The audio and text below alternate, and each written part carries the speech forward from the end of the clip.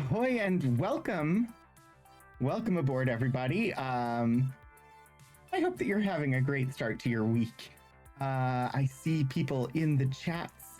Hello, NeoGets and Detective Zen. Shadows of Life, thank you so much for the bit. Hannah, it is good to see you. NeoGets, are you referring to the desert bus? Is the desert bus has left? That's anytime I see the bus references in my chat, I assume it's desert bus, but never know. It could just be the bus. I choose ahoy. Choose ahoy. Legally distinct cookies.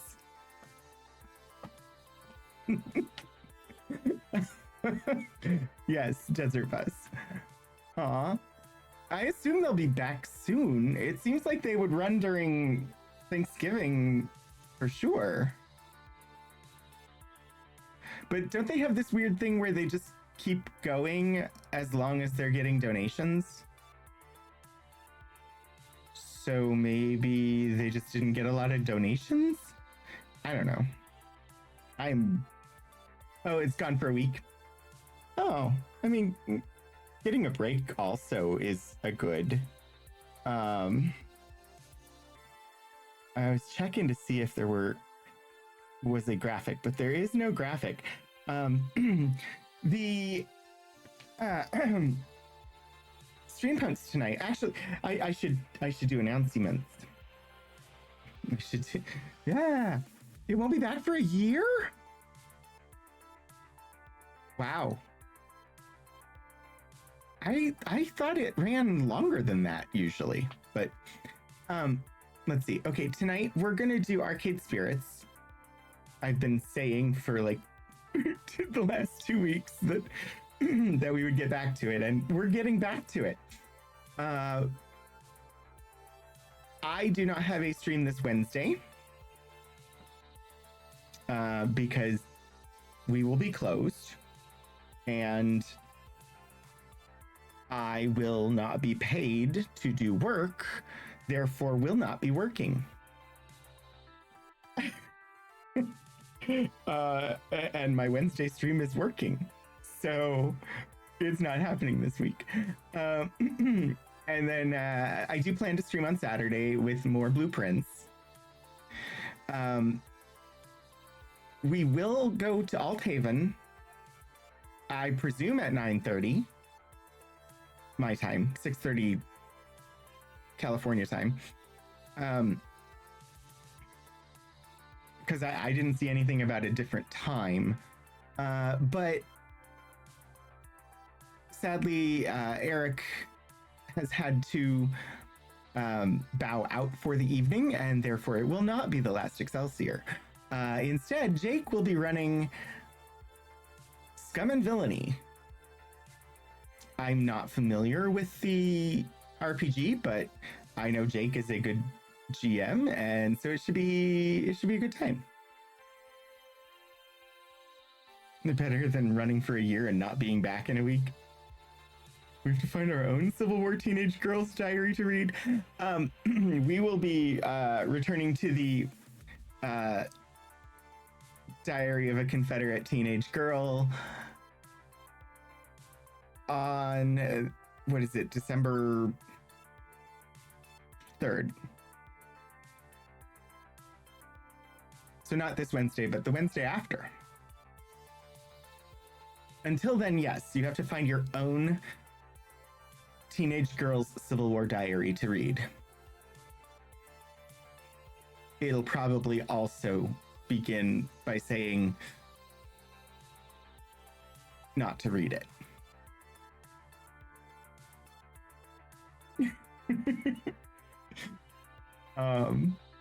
But yeah, we're just open the 2 days this year.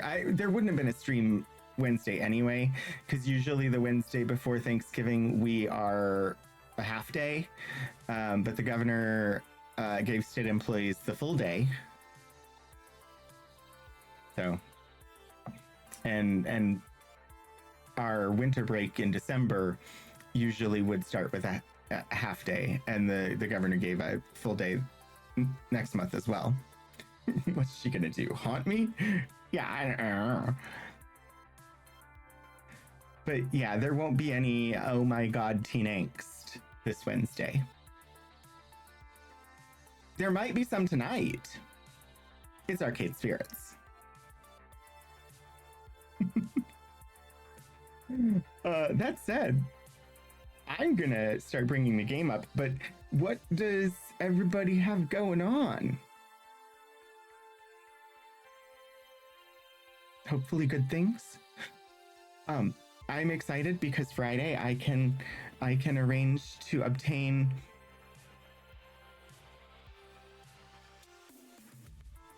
the USS Enterprise D official Lego set.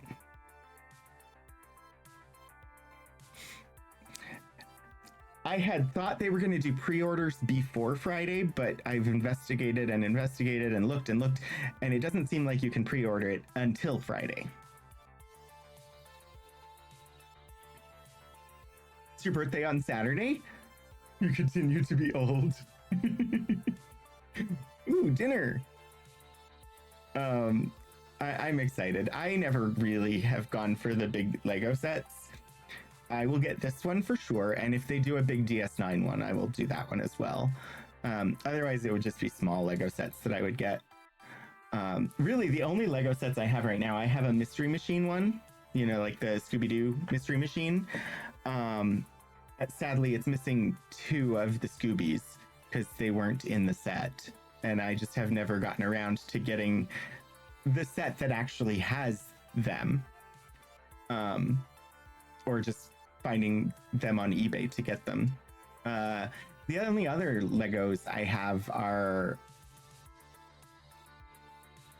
some of the architecture series. Like I have the White House, I have the New York Flatiron Building. I think I have another architecture Lego set, but I can't remember what. And then I have the Eiffel Tower, but it's an erector set.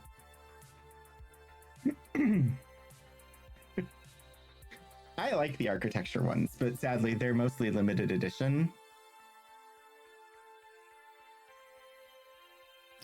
Anyway, I have bills that I need to pay, and they're not like immediate payment bills, but they're at the time now where I need to get them paid. And in order to remember, I have put them under my evening medications so that hopefully I will actually remember to pay them. I was going to put them somewhere on the desk where they'd be in sight, and everywhere that I put it, I was like, yeah, I'm going to forget about that. So then I put it under my medication. You have no money? Yeah.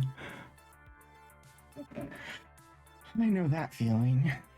But I'm still going to make the Legos happen for me because I have waited a couple of decades for official Star Trek Legos. Hi, Two Flower. So I am going to get the Star Trek Lego set because I have waited decades for one to come out.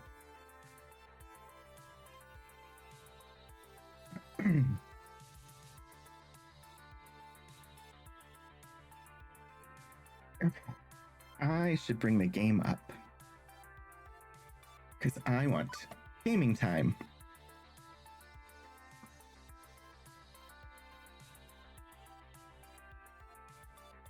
I made slight adjustments to my Stream Deck controls in order to have the game music play the whole time. So hopefully that all goes smoothly. All right.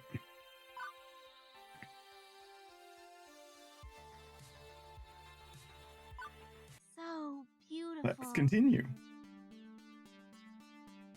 Oh, I love the classic Midway style. Look at those sharp angles.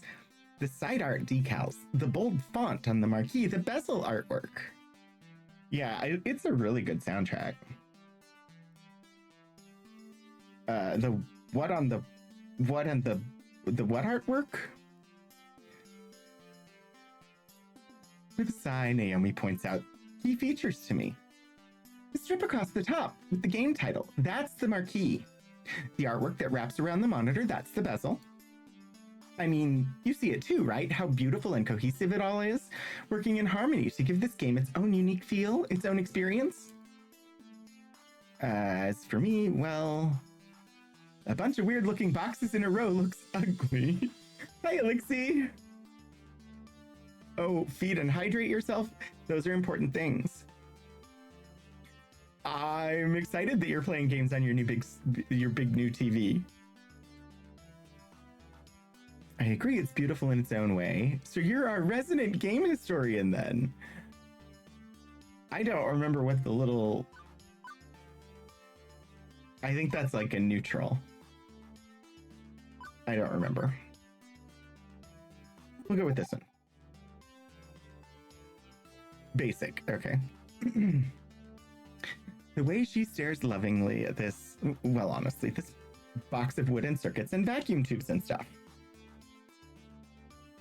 I think I understand. The little invader is a neutral response. Got it. It was made to be one whole thing. The art, the style, and of course the game itself, all of it part of the same experience. Everything about this game is the game. If you run it in an emulator or on a game console instead, it's made lesser. It's all about the aesthetics. Yeah, I guess I can see it. It's beautiful in its own way. Oh, good. Naomi lights up with joy, like a pinball machine, all twinkly and shiny. I do like a good pinball machine. I have been sorely tempted to look for some of the old pinball computer games just to play them, because I sort of miss them. Real pinball machines in an arcade are also something I really miss. Finally! So few people really understand the beauty of a classic arcade game. Having someone I can talk to about this stuff is going to be great! Especially with that jerk Gavin running the numbers.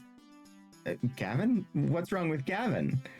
I mean, we didn't have a great run-in with Gavin. Okay, well, don't get me wrong, I can get along with him, generally. But his whole attitude just... oh... all he really cares about is money. He keeps the arcade running, yeah, but I just know if he had his way, he'd gut the whole place. If anybody's gonna ruin the Funplex, it's him. Mark my words, it's inevitable. That doesn't sound right. He seemed easy enough to get along with, and what's more, Gavin gave me that whole speech about protecting their dreams.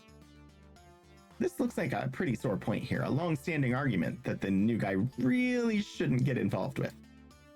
And yet, I'm involved, aren't I? I have to work with both Naomi and Gavin. So I'm not sure I should prod at it, but I kind of want to know, too. Don't rock the boat. Clear the air and find out more. Let her keep talking. Listen, ladies, someone's gotta care about the money. Hi, Bastion Cider. No, we're gonna... give me the tea. I get this is touchy, but if I'm going to work here, I think we should all be honest with each other. No gossiping. So I gotta know. Why do you think Gavin wants to destroy the arcade? He buys into Francine's idea that this is a place for dreams. He says he does, but he's willing to sacrifice way too much just to keep the whole thing afloat. Road to hell, best intentions, etc. If he had his way, this place would be like Deco's Palace. Nothing but ticket games and prize catchers. He thinks actual video games are too expensive. A waste of floor space. I bet he'd remove them all if he had his way. I just don't trust him. I don't trust him to do the right thing. But that's my problem, not yours. Sorry to drop gossip on your head like this. Thanks for hearing me out anyway. Right, let's get back to work, shall we? Now for the less fun part. You seem a strong, strapping kind of guy. Well, a strong guy, at least. Well, you're a guy. That's enough. Congratulations, Detective Zen. You've been randomly selected as a VIP for the stream. Enjoy your wonderful digital gemstone and the ability to control Punpoint. I'm semi-insulted then? Okay, let's get to it. Right, a little to the left now. No, I swear, the Moopy game is way too, like,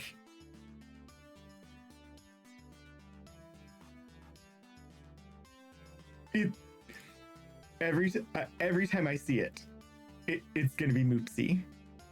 Every single time. And I know this game came out before Moopsy.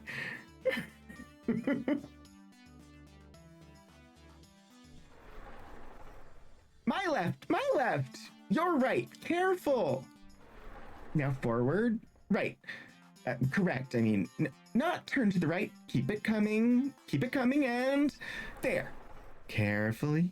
Tip it into place. Victory!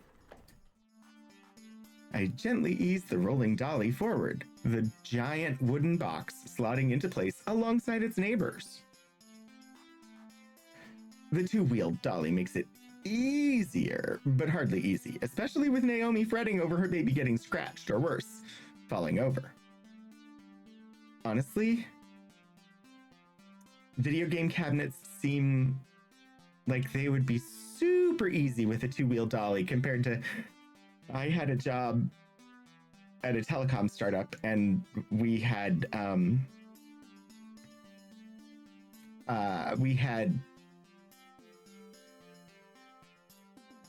forget exactly the terminology, but basically they were internet hub sets to go at the edge of the network. I don't know. It was a big, tall metal case with lots of boards in it. And they were taller than the doorways. And I had a two-wheel dolly to move them around. They were about 150 pounds, but they were tall and unwieldy.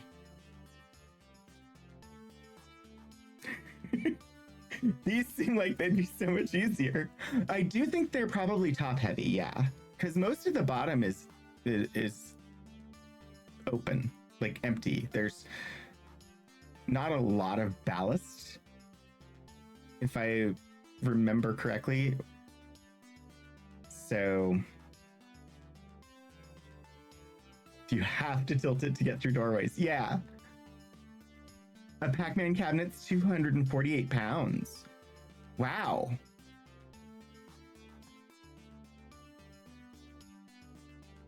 Still, I think not having to tilt it down to get through a doorway would still make this easier, but I didn't know they weighed that much. But with the work done, she's all smiles again. Yeah. Okay, glad to be done with that one. I swear, I've been working on that monitor for ages. Those tubes are finicky as heck, and I'm still not totally satisfied with the flyback, but... The flyback? What is the flyback? Thanks for helping me out, Harvard. I think you're gonna do just great here. Happy to...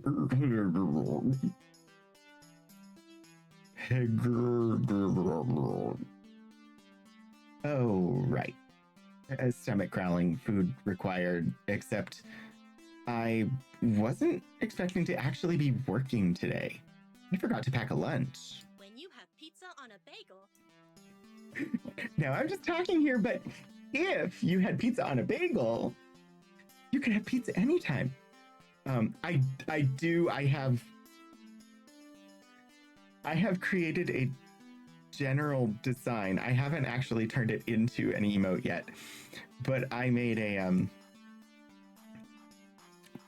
pizza bagel emote design that I need to actually turn into a digital image, and there may be a pizza bagel emote on its way. Because when you have pizza on a bagel, you've got one. I mean, I need to have a pizza bagel emote. Part of the CRT.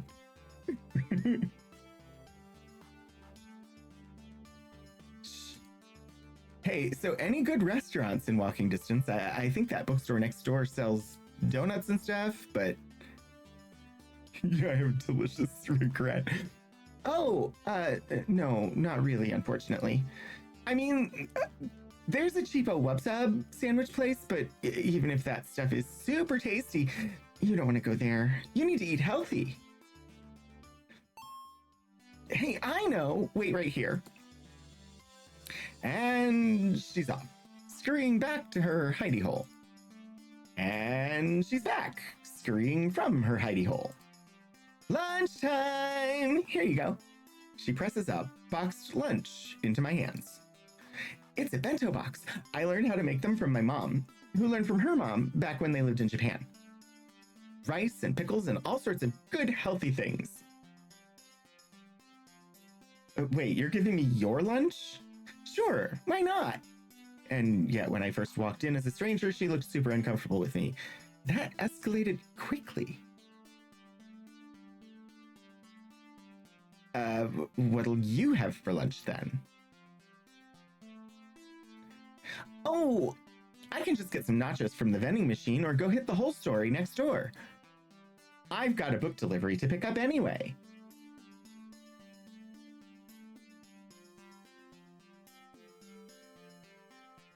Sorry, the name of the bookshop is so much of a ding.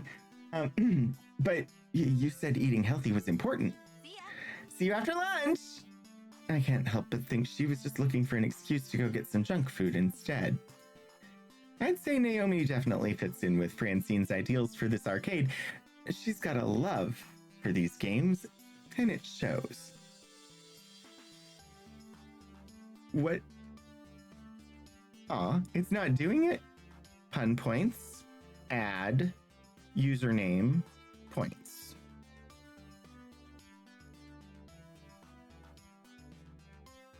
Why for it did not work? Oh, you misspelled points. You left the T out of point.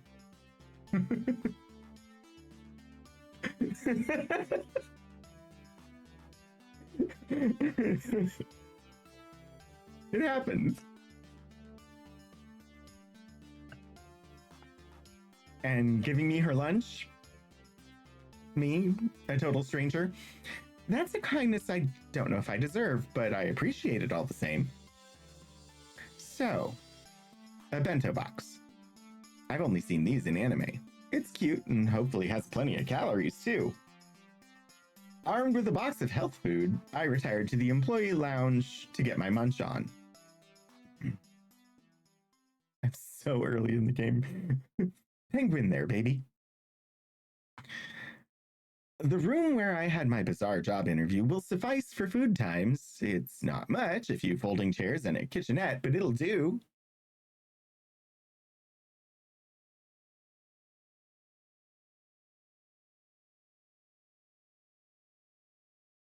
That was weird.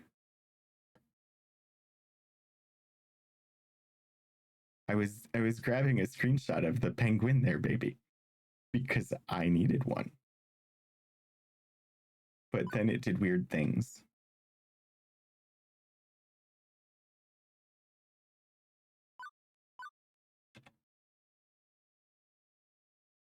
I forgot how to do things. It's fine, it's fine. It's just gonna end up in my quick paste it there. It's in my blueprints note now because that's where I could put it very quickly. Utterly famished by this point, I have a seat and unpack my loaned lunch. Loaned implies that I'm going to have to give it back. No, it doesn't. It implies that I have to pay it back, meaning I need to bring Naomi lunch sometime. That's good, because borrowed lunch would mean I'm supposed to give it back. And that would just be not good.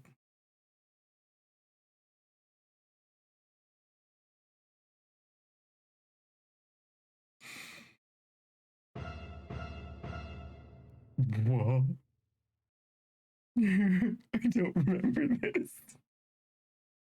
From watching other people, I don't remember this. That's scary. I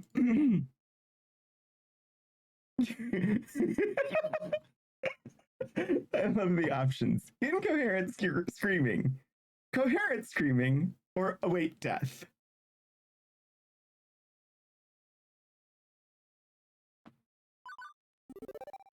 With my mind and body screaming wildly, my paralyzed form is unable to move from the vision of terror before me. The half-person, half-animal waves their appendages in front of me, likely closing in for the kill. Walking nightmare. Hello? Anyone in there? The eye holes definitely make it worse because of where they are. Usually in a costume with a head like that, the eye holes would be in the mouth.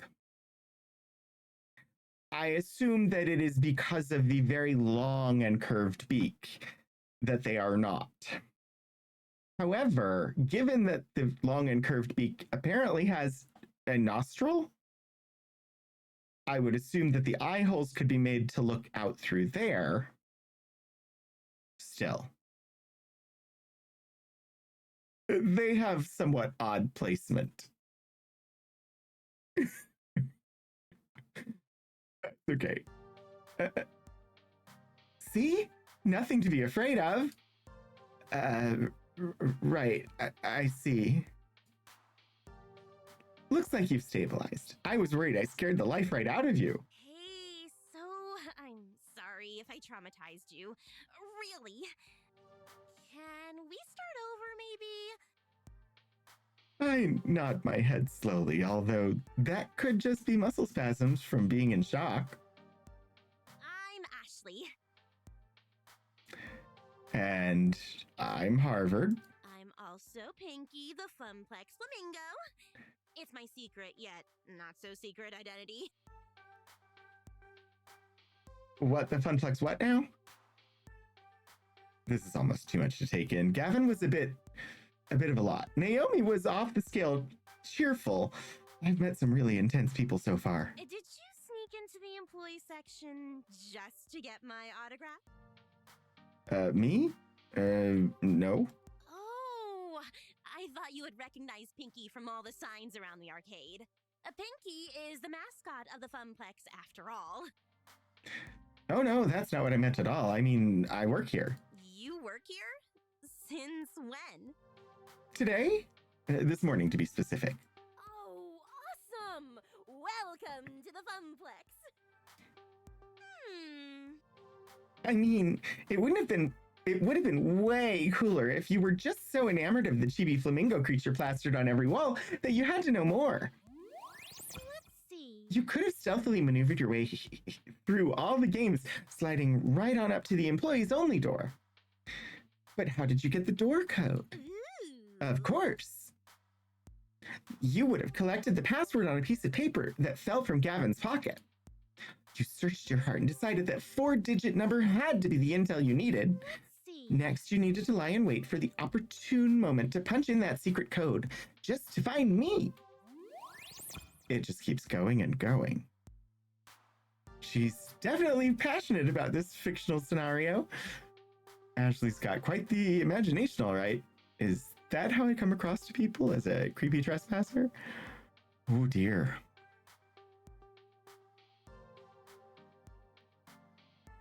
Cheese! Your cat wants the cheese. Because your cat has literally never eaten before in their entire life, and how could you?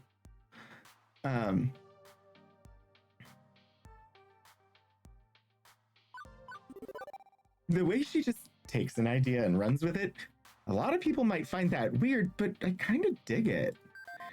Shows a lot of imagination, or I wonder if she's a writer or something. And how would you have snuck out, I wonder? I could have helped.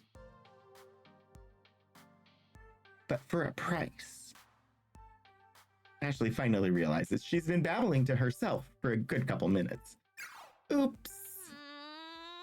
Sometimes I get swept up in a good story. I mean, I gotta find some way to make this job more interesting. Is it really that dull here? No, not really. I just crave a different kind of excitement than beeps and boops, screaming children, and broken machines.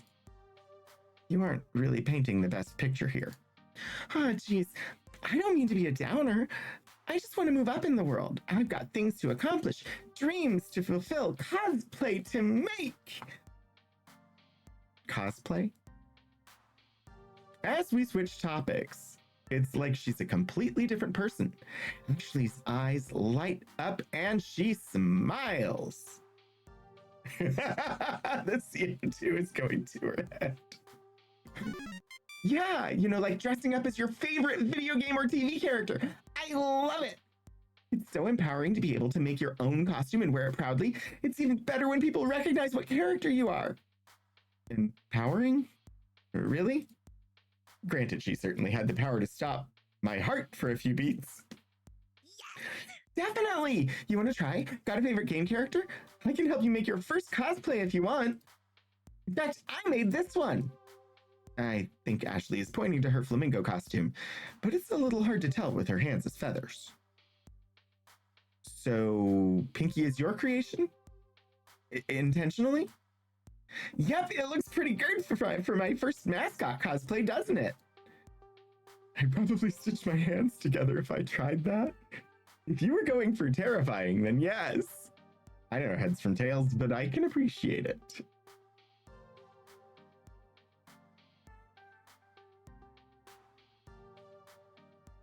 I kind of just don't want to go with the neutral. I'm all thumbs when it comes to stuff like that. Literally, if I get enough thread running between them. I'm pretty impressed, though. Naomi was going on about craftsmanship of games. Clearly, you're digging on craftsmanship of costumes. Oh, thanks. It's nice when hard work is appreciated. I wear it around the Funplex to liven up the crowds, get people pumped to play some games, and the kids seem to adore it. That makes sense. Although the arcade has been completely dead so far. No crowds to pump or kids to be adored by. Hey, secret between you and me? Ashley motions for me to come closer. She leans in, glances around the room once, and then talks in a hushed tone. I did some repairs on Pinky overnight. I had to restitch the left arm, and I was giving her an old test drive to make sure it doesn't fall off. Limbs falling off seems bad. Oh, it was. Yesterday I was dancing with a little girl. Must have been like 5-6 years max. Anyway, we were next to Showtime's stage when she tugged on my arm and whoosh, off came the arm. The girl instantly started bawling. Well, at least you are consistently scaring people, and it's not just me. No. Hey now. I don't want that to happen again. I felt so bad. But enough about me. What about you? So you're Carl's replacement? I guess so. I'm the new floor attendant. I attend to the floor. The floor is a thing I am attending to when I'm not going into cardiac arrest. At least you're funnier than Carl, that's for sure. I can't wait to go home and tell Juniper I do have a sense of humor. She'll be so proud. I assume you've already met Francine, but have you had a chance to meet Gavin and Naomi yet? Yeah, I met them already, although it seems like they aren't too keen on each other. Right? Ashley rolls her eyes and lets out a sigh. I wish they would hurry up and make out already. Yeah. Wait. Seriously? So, are they going out? Nope. But they always bicker like an old married couple. It's classic anime cliche. The ones who fight always end up together. Mark my words, Harvard. Consider them marked. Beep, beep. Beep, beep, beep, beep, Harvard. I don't know why I gave her a computer voice there. She doesn't have a computer voice. What's that sound? Drat, I set an alarm for when my lunch break was over. Time to go back to the grindstone. I didn't even get a chance to eat. What? That's no good. Harvard needs its calories. You eat up. I'll go wash the floor. In fact, how about I take over the ticket desk for the next shift? You can do my job and wander the floor a bit. Fair enough. Thanks. Ashley winks before her face disappears into the dark recesses of that inhuman mask. As I'm wolfing down rice in the shape of a little I'm stumbling over words tonight, sorry. As I'm wolfing down rice in the shape of a little heart, wow, it occurs to me I didn't actually ponder my first impressions of Ashley yet. Let's see. She's pretty amazing. I like her enthusiasm about her art. Ashley's got a lot going on in that head of hers. I just don't understand it at all. Total cutie, I'm all aboard the Pinky train. Choo-choo! I like her enthusiasm about her art. The way Ashley's whole expression changed when she talks about things she's passionate about just warms my heart. Her beaming energy just lights up the whole room. Probably good to calm down on the shipping of real people. Yeah. Wonder if one day I'll be that excited about something. Anyway, with lunch in my belly and break time complete, the second half of my workday began. Rolling into the afternoon, the crowd starts to fill out. School's done, and late rising pros are heading out to their arcades of choice. With Ashley covering the desk, my job is to wander the floor looking for problems. Or potential problems. Or just making sure everything's A-okay. But for starters, it's a good moment to collect my thought. Got off on the wrong foot with some of my coworkers, and the wrong foot got off on the right foot with some of my coworkers and the wrong foot with others. A mixed bag, let's say, but not awful. I need to make sure I get along with these people. They're going to be a part of my life one way or another.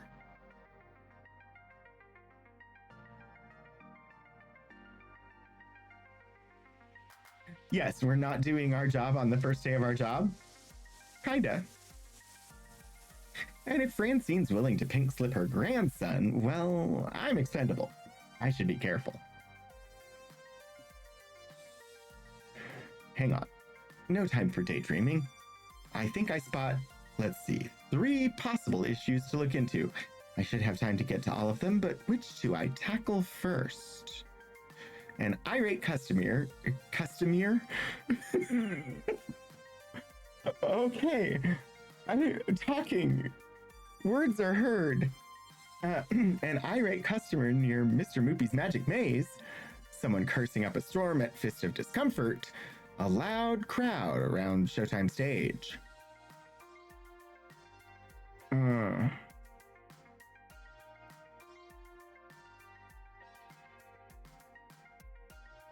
I feel like with kids in the arcade, having somebody cursing is probably not great. The loud crowd around Showtime stage is probably okay for now. I mean, it's an arcade. Noise isn't really the huge issue. I think dealing with the irate customer is probably priority 1. My mutant floor attendant senses detect danger from the left-hand side of the arcade. I quickly rush all of 30 feet to the scene of the crime already in progress. Come on! Hurry up and finish your game! Do you work here? I saw you behind the desk earlier. Note to self, ask Gavin for a name tag or something. Yes, I'm Harvard floor attendant. Well, stop attending to the carpets and attend to me! I want this bleep to wrap up his game so I can play. Ashley's face is obscured beneath her costume's mask, but I can feel her wince as the man curses up a blue streak. Sir, there are children present. Please keep the swearing to a minimum. You kick this fat piece of bleep off this game and I'll sing Mary Had a Little Lamb all you want. Figuring I ought to hear the fat piece of bleep's side of the story before rushing to a judgment, I tap the player on the shoulder. And he doesn't even notice my tapping. So I tap again. Twice. Sir, there are other players waiting to give Mr. Moopy's Magic Maze a spin. Curiously, the player looks up at the game's marquee. Thank you, Naomi, which simply reads Moopy. You know the game's full name? Sure, I played it a lot when I was a kid. Moopsie. Moopsie. It's actually called Mr. Moopy's Magic Maze, right? Wizards and pellets and monsters and stuff? Yeah. A bit terse as he's laser focused on the game, and I can see why. He's currently sitting on 714,900 points. Holy crap, that's a heck of a high score. Or as this other guy would probably put it, holy bleep, that's a bleep of a high score. Yeah, he does have a good t-shirt. Excuse me. Hey, you can just close it. I have waited since I first saw Stephen Joyce play this game to romance this guy. So you can shut it.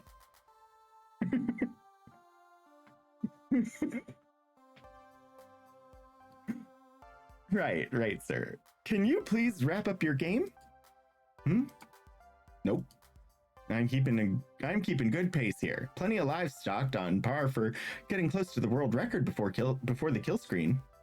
Somehow the thick arcade jargon sounds classier when draped in his British accent, like I'm watching some documentary program on the BBC. I've never seen it before either, Shadows. Yeah, but this is a public arcade. Other folks want to play the games too. He finishes clearing the current board while pondering the predicament. Okay. At first I think he's stepping away to end his game, but he's letting his stock of 50 extra dudes slowly deplete as he pulls out his wallet. Without pause, he pulls out $3,000 in cash and holds it out. No, Detective Sat. Will this cover it?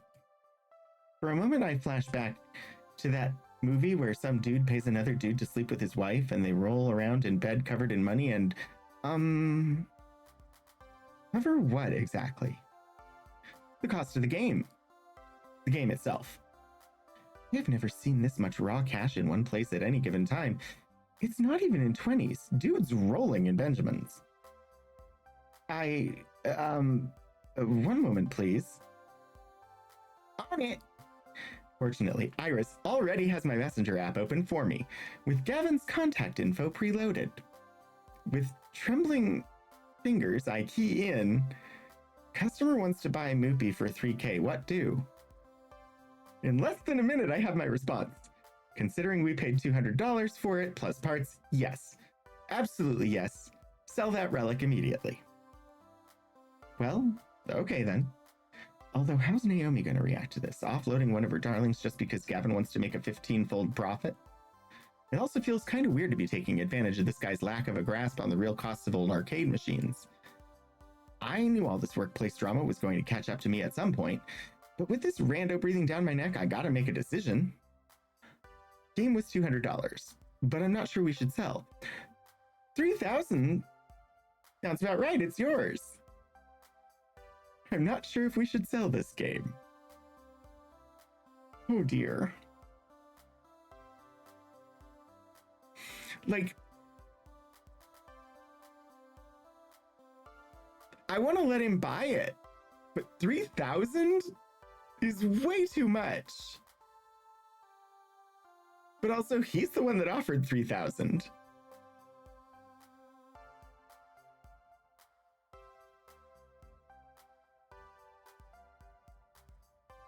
Oh.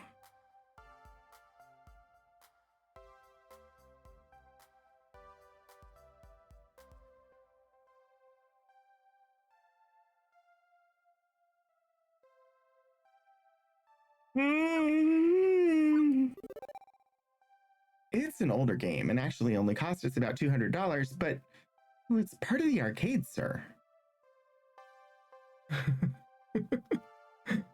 $500 and a date with me? I expect this apparent gazillionaire to protest at not getting his way, but he's smiling. You're right. This is Mr. Moopy's home, after all. Let's compromise. I'll pay you $1,000 American and own the game, but you keep it here. And in return, I get to play as long as I want, provided nobody's already playing. That way I can keep chasing the score, but your arcade stays whole. I'd hate to break up a loving family.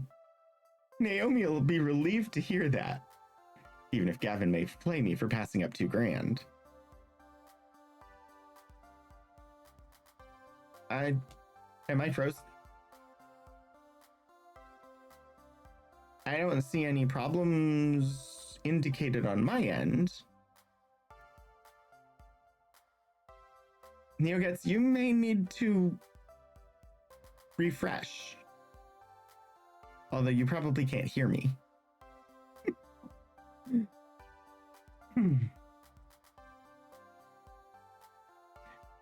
Good. I'd hate to make Naomi cry. How can I live with myself? Which leaves the rando hopping mad. To be fair, we had been kind of ignoring that he exists.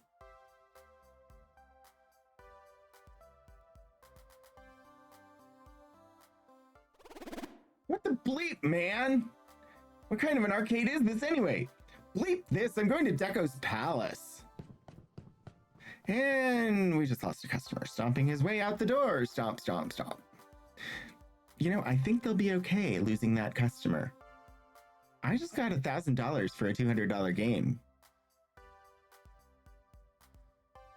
On the plus side, Naomi won't cry. On the negative side, I just drove a rando out into the cold. Yeah, but did you lose a good customer? No. What a disagreeable fellow.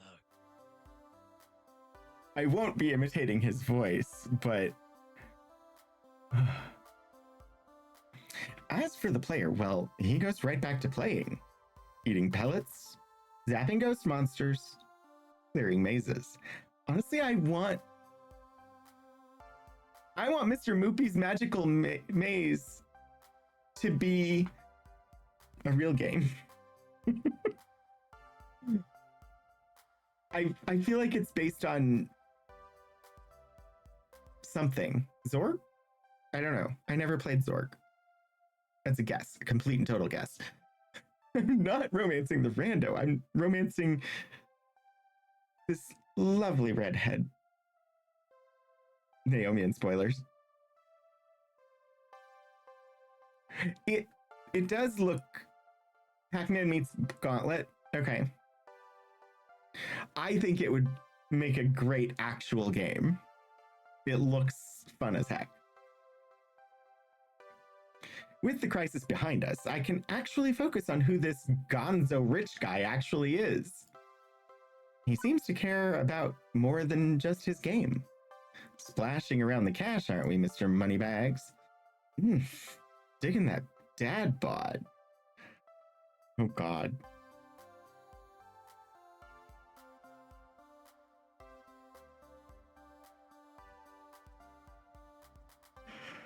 Oh, dear. That cuddly, cozy teddy bear physique. The Benedict Cumberbatch accent, and he's soaked in compassion and empathy for others? Yes, please. He could have just waltzed out of here with that game. He didn't. He cares about more than money and more than his own high scores. He's more mature than me, but that's more than okay in my book. I've always been attracted to that age bracket. I'm sure he could teach me a thing or two. About Moopy, I mean. Right. So you know Naomi. He's happy to talk even while playing. Of course. I'm a Funplex regular. My name's Percy. Ding content has appeared 5 times so far. Oh my. I'd hazard you're our new floor attendant? I was here when Francine seated you behind the desk earlier. That's me, Harvard Ivy, Arcade Wrangler. Well then, it's a pleasure to make your acquaintance, and I look forward to getting to know you better. I look forward to getting to know you better, too. So, you've seriously just been playing Moopy all day, huh? What can I say? It's my calling. I actually owned a Moopy cabinet once. Had it in my flat. But playing it by myself, all alone in the dark, it's not the same. I need the atmosphere. The beeps and boops. No, those you eventually learn to filter out. That's a good callback. I mean, Everything. The games, the lights, the kids, the feeling of being in an arcade. I score my best when I'm in real world conditions. It's all about the emotions, the laughter and the tears, the excitement of competition. I need that swirling chaos of human emotions around me to play at my finest. Well, I don't.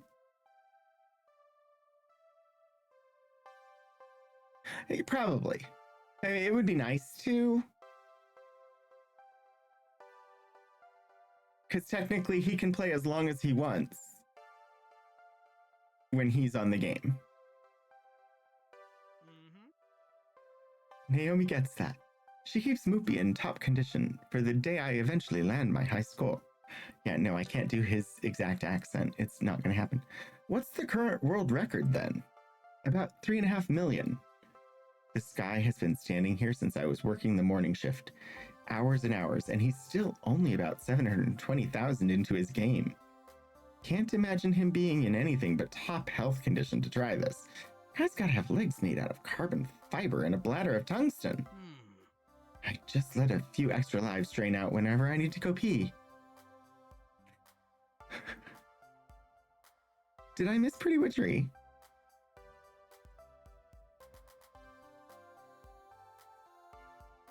Apparently I missed Pretty Witchery, but hi! Oh, it's because I need to get that fixed. I don't know, it doesn't show me the streaks in my activity feed in Firebot. I need to figure out how to fix that. I know, it's like it's censoring things. I don't get to see the naked people running by.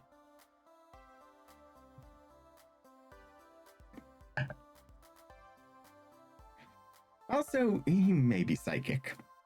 I feel like I should let him get back to his game, but burning questions, they burn. Fire. How is it he can afford this game?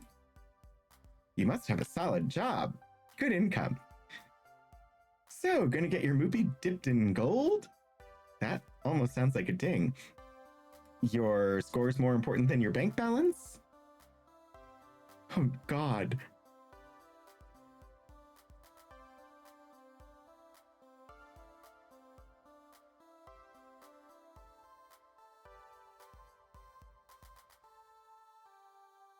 It would be rude to ask about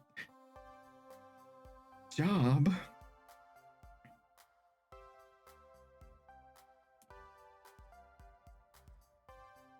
I'm actually going to go neutral because I don't want to fuck this up.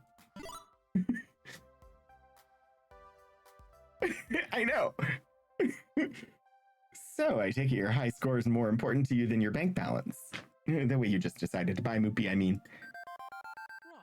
Right. Of course, the score is more important than anything. Except eating and paying rent. More important than anything. A few hours of day trading after I go home keeps the bank balance in balance. Anybody could do it if they have the head for numbers. He points to the current score at the top of Moopy's screen. If I'm going to define myself by a number, this is the one I choose.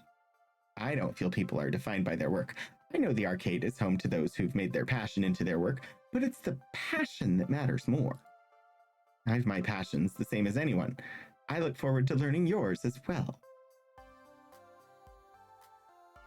I think that was a good response. When I'm not deep in the middle of a game, I mean. So the player really likes to score. That would be night trading. Detective Zen, you need points. He's getting more and more distracted by the game. I should leave him be. I have to do a thing about a thing. Be seeing you, Mr. Ivy. Yet another weird encounter in a string of weird encounters. I can't help but wear a goofy grin as I walk away. That guy with a big heart? Yep, still my type. Still, I shouldn't get ahead of myself here. He's a Funplex regular. Let's keep an eye on him. preferably 2. Indeed, a forced adventure is coming soon. So we'll head to the Be Right Back screen and be right back. See you after the advertac is over.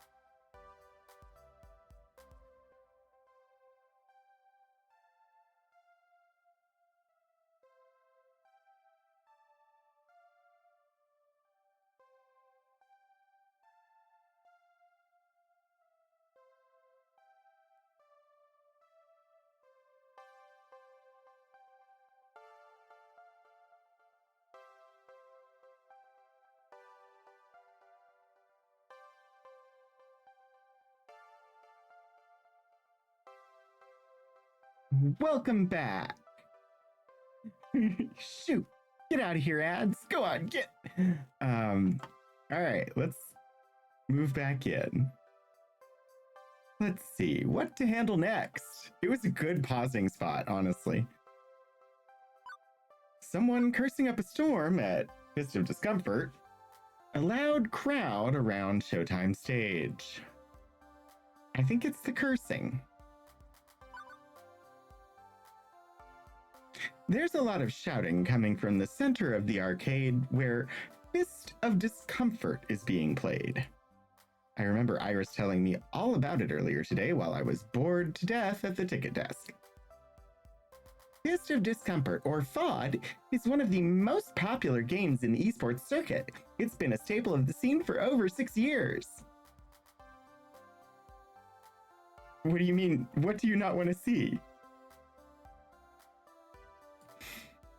One year, Team Wicked Prodigies took on the Unreal and came back to win in the dying seconds of a tiebreaker match to take home a record $5 million prize pot.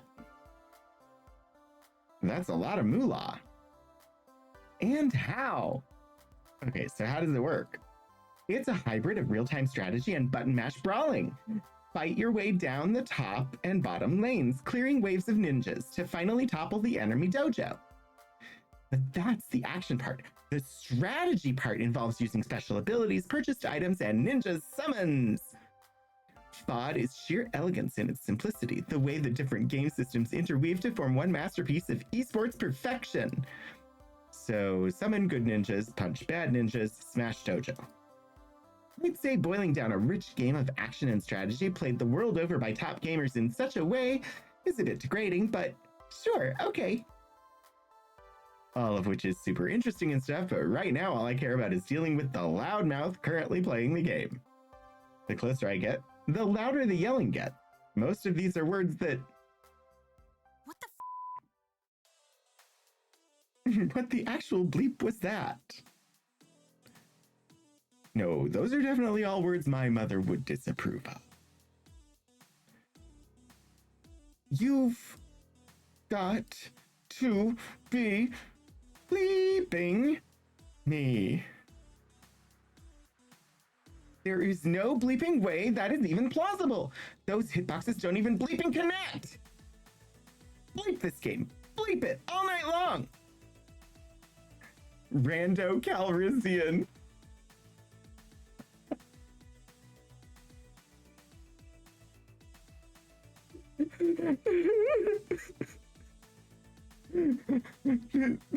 The totally irrelevant character's name is Rando Calrissian. I love it. Get wrecked. Oh, this is far from over, Scrub. I saved up a little something extra special for you. I've been baiting you into attacking my sensei, which you fell for hard. Oh, hey, did I forget to mention that I bought an extra ultimate technique scroll from my dojo? Whoops, my B. Wait, what? You haven't been farming? How could... XP share technique with creep waves. Take this. 5-fold bleeping explosive deathclaw technique. What? How did you defeat me? No! Oh, GG. Fodder. She called him fodder. No one can defeat me, Queen Bee. My dry eyes painfully blinking makes me realize I've been standing here watching intently during that whole exchange. I'm not 100% sure what just happened, but that didn't matter. I was completely sucked in. Couldn't tear my eyes away. It was like watching a train wreck. I mean, if the train was the arcade game and the wreck was that guy's face. Hey, kid. What are you staring at? Never seen a champion of my caliber before?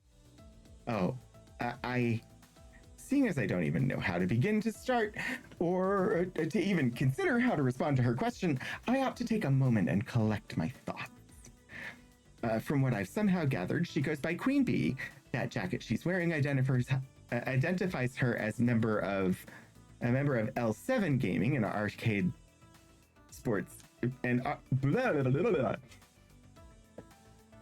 That jacket she's wearing identifies her as a member of L7 Gaming, an arcade esports team. And she's the most direct, fierce person I've met all day. That's saying a lot, considering who I've run into so far. She'd be fun to hang around, no doubt. Why so rude, though? What a sore winner. Talk about a dominating personality. I feel the urge to kneel and submit. Oh dear. I do think she probably would be fun to hang around, but a bit much for me as well. But I'm working.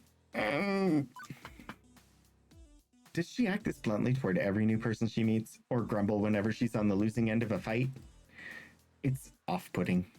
What happened to good sportsmanship and being nice to your fellow human? Hey, don't just stand there all weird and quiet like. It's creepy. She snaps her fingers to grab my attention. So, are you gonna f***ing quarter up or not? Think you can best the hottest rising star of... From what I've seen, I know I couldn't best a scrub, let alone a professionally competitive player of this game. Nope. No, thank you. Plus, I'm not sure I'm allowed to play games while I'm working. You work here? Yes, me. And what's your job, hassling me? I'm actually pretending to work here. Shh. I enforce arcade law within this noble funplex. Heartbeat does not fly. This is true. Yes, me. And what's your job, hassling me? Oh dear. I said the bleep word. Bleep, bleep, right. I'm the new floor attendant. I was supposed to come over here and stop all the bleeping. And if you're not careful with your snark, I can show you to the exit. The music stopped.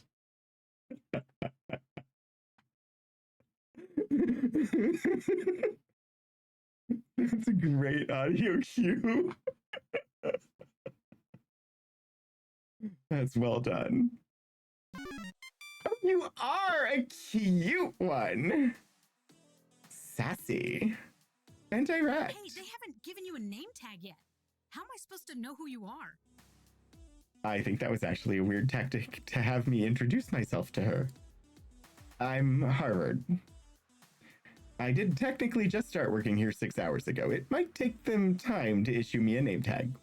Maybe they need to send a carrier pigeon to an ancient monastery where name tags are forged in a vast clay oven. Nah, Gavin's just slacking big time. I like the clay oven line. I'll talk to that silly boy for you. Make sure you get some proper respect. Thanks? No problem. We gamers gotta stick together. I'm Queen Bee, by the way. Aggro-style FOD lane pusher specialist for L7 Gaming. I figured that when you put your arms over your head, cheered and shouted, "No one can defeat me, Queen Bee." Hey, I do not sound like that. Well, maybe a little. Anyway, I'm one of the regulars around here, besides Purpur and Teo. So you'll be seeing a lot of me in the future. Let's hope you last longer than the last guy. Oh, great. Now she's even making my job into a competition. I hope there isn't a betting pool, too. You look like a smart kid. You've seen one of my many streams on the internet, right? Nope. I literally have no idea what you are talking about. Whoa. Really? Have you been living under a rock for the past decade? No, I was a lifeguard at a pool that the ceiling fell in and collapsed the bottom of the pool as well. If you consider a small yet formidable apartment a rock, then yes. Oh, you sweet child. You are so innocent and pure. Come, let me show you the path to darkness that is the internet. Nope, nope, nope. The center didn't hold water. Exactly. I know, imagine watching people play games on the internet. Sure, I'd like to learn more. Will it hurt or traumatize me?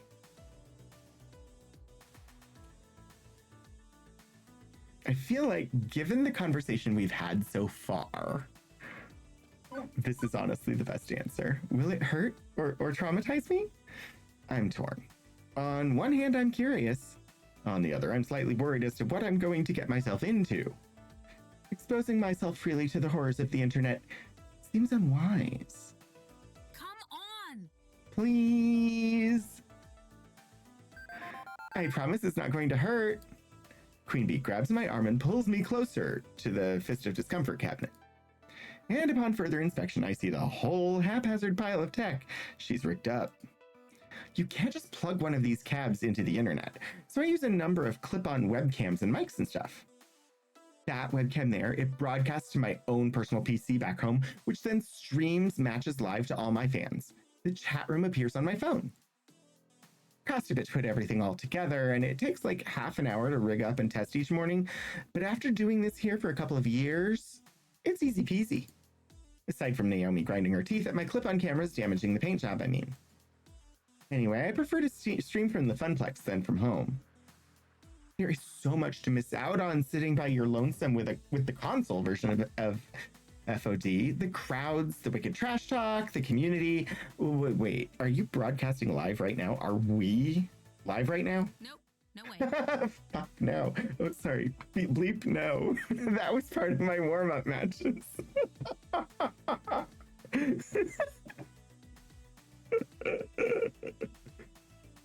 I've got a pretty big tournament coming up, so I try to get as much practice in as possible, even if it is with a bunch of fodder. As in FOD-der, as in, you know, chum. Lunch meat. Scrubs. Losers. I got the idea, yes. Queen Bee sees something out of the corner of her eye and glances around the arcade floor. She gives a nod to someone hanging near the Street Fighter cabinet. Oh, sorry. She gives a nod to someone hanging near the Street Fighter TM cabinet. My crew is starting to trickle in. We should be starting team practice soon. Wait, what time is it? At the tone, the time will be 2:25 p.m. Eastern. Beep beep. Beep, beep. Love that. What the? Leap, I gotta go in like 5 minutes. Listen, kid, it's been swell. We'll chat later, right? Sure. One thing. Can you keep the swearing down at least a little? We've got kids around here, and I don't want you to get in trouble with Gavin. Him? But for you, I'll keep it to a PG-13 rating. Now, if you'll excuse me, there are some butts out there that I need to kick. Later. And with a wave and a twirl, she completely abandons me and returns to her Fist of Discomfort game. Queen Bee fires up her broadcast rig and the shouting and milder swearing start up again. I should probably get out of here before I accidentally end up on the stream. Queen Bee may be certifiable, but she's got a volatile personality, to say the least. Still, she seems to like me, so there's that. She strikes me as the sort to start out rocky with anyone, but gradually get used to working with them. Good for me. Let's see what to handle next. A loud crowd around Showtime stage. In the distance, I see a number of people gathering, which is surprising since the first half of my shift was complete and utter solitude, except for the most attractive British rich man playing Moopsie, or Moopy. I'm gonna call it Moopsie every time. Don't get me wrong, I'm happy to see that people do come to the arcade, but that's quite the crowd that's assembling. Prepare for Dance Dance Revolution. Exactly. Like, larger than Queen Bee's team was. Rowdier, too. This has to be against some fire code or safety protocol or something, right? Speaking as a citizen that enjoys living, having an escape route in case of emergency is necessary. Time to clear the way and pave my own path of safety. As I approach, I see flashing neon lights accompanied by upbeat Europop drifts. It's an auditory flashback right to 1908X. I can't help but nod my head to the beat. A pulsating mass of people have surrounded Showtime stage, cheering on the current player. The game itself takes up a whole corner of the arcade, requiring a fair amount of space to actually play. Showtime Stage is an ultra-modern arcade smash hit. It uses motion tracking sensors hidden behind the colored spotlights to check dance pose accuracy and score your sweet moves. It's pure dance fever. Can you catch the fever, Harvard? I had my dance fever shots at the doctor's office earlier this season. As the dance ends, one of the players hops down from the stage and immediately starts talking to a young man leaning up against the back wall. Dancer: did you see that, Teo? I got my first double A on Stop the Beat. Hell yeah! You did it. You're doing great. Remember last month you couldn't even pass that song? Totes impressive. I'm gonna keep practicing and one day maybe even surpass you. Hey, I hope you do. And when you do, you can be the one who brings in new dancers and teaches them how to play. As the next song starts, my eyes shift from their conversation to observe the gyrations and intricate limb movements coming from the Showtime Stage. I feel my head bobbing and my foot tapping. Hey, it's a really catchy song. Can you blame me? I'm getting really into it when I feel a hand on my shoulder. Care to dance?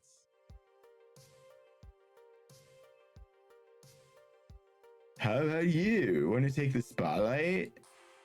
Sure, I can learn as I go. Let's dance. What, in public? I think not. Dance with a hottie like you? Absolutely.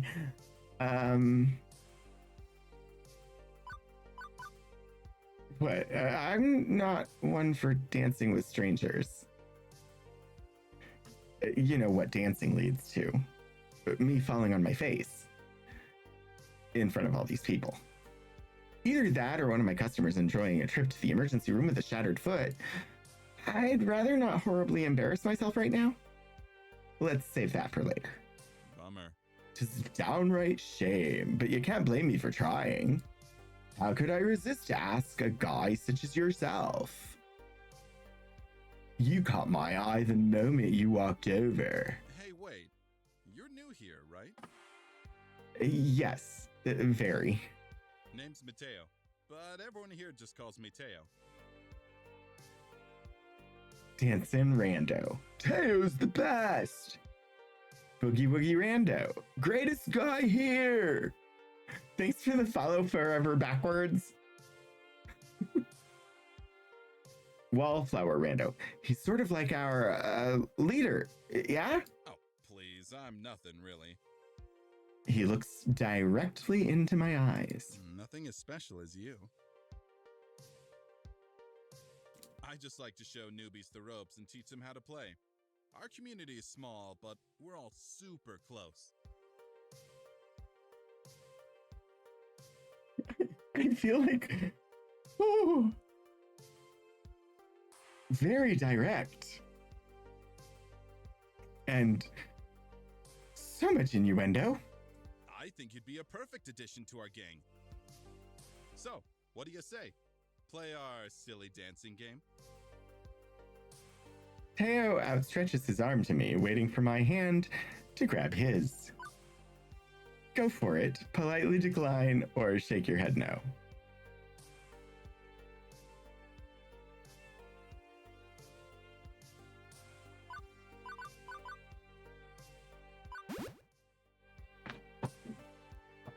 Okay, this is where my character is not me, because I would not go for it.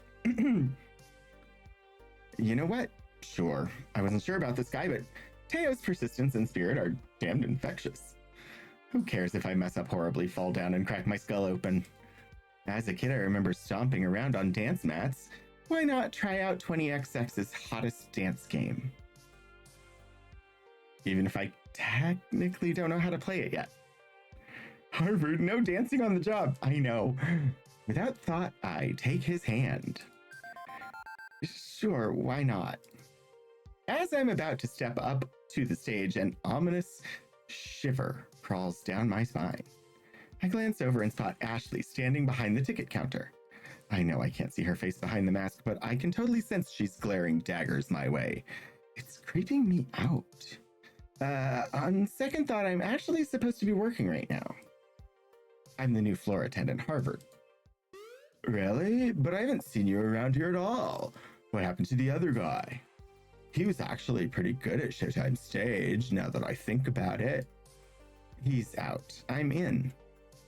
It's currently year 0 of the floor attendant Harvard regime. Hello there. Well, it's an honor to meet you, Harvard. I hope we get to know each other well. Indeed. For someone that loves Showtime Stage as much as you do, I haven't actually seen you play yet. True, most of the time during these meetups, I tend to let everyone else play. I go around and make sure everyone is happy and having a blast. But what about you and your feelings? Teo shrugs.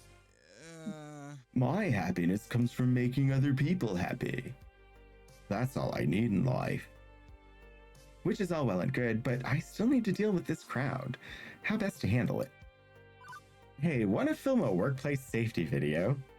We need to seriously talk about crowd sizes. Can you disperse your fans for me, please?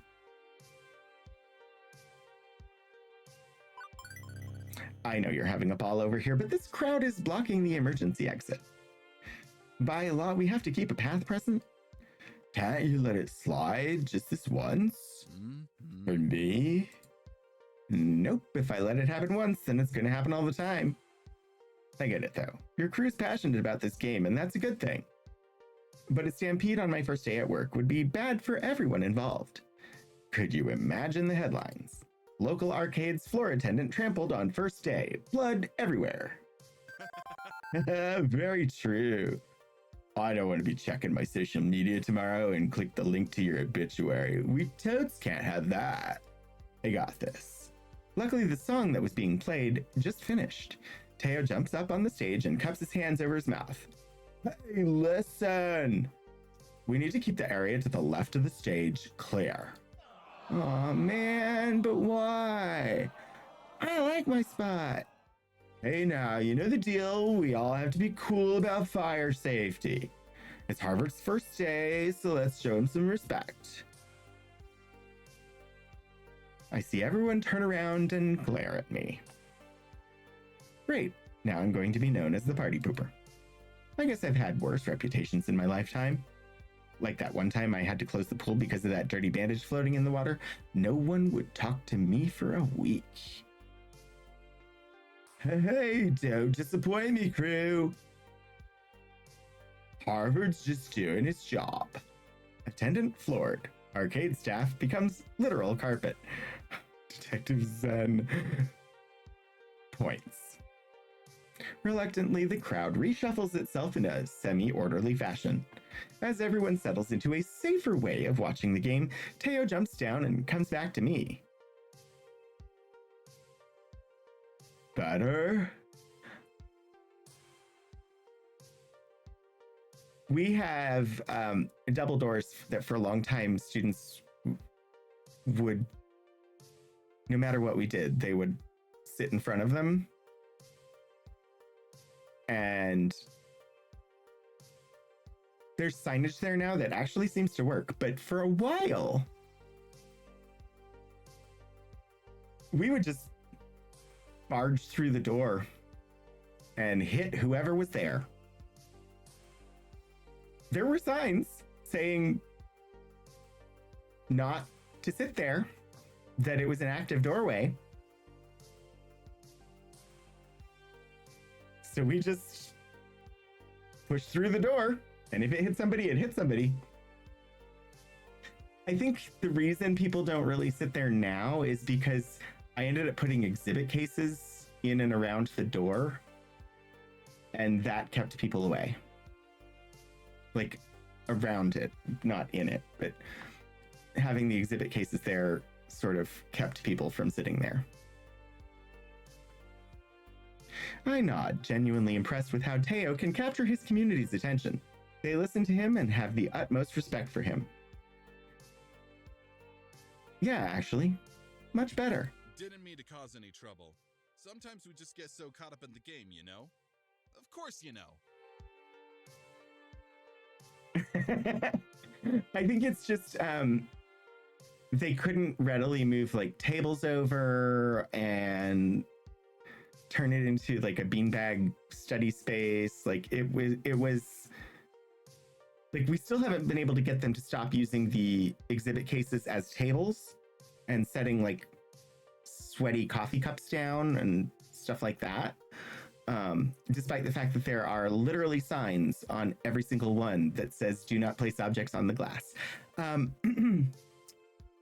we haven't solved that, but yeah, somehow putting the exhibit there, people didn't want to block the exhibit. Somehow there's a social, people wouldn't invade like the floor space within the exhibit. So they didn't want to block the exhibit, which kept them from blocking that doorway as well. Other than the guy who decided to store his bag underneath our exhibit case. I don't remember exactly what the deal was with that. I do remember the police coming and taking him away. I think he was unhoused and leaving his bag there and using our bathroom to like wash up. I don't remember.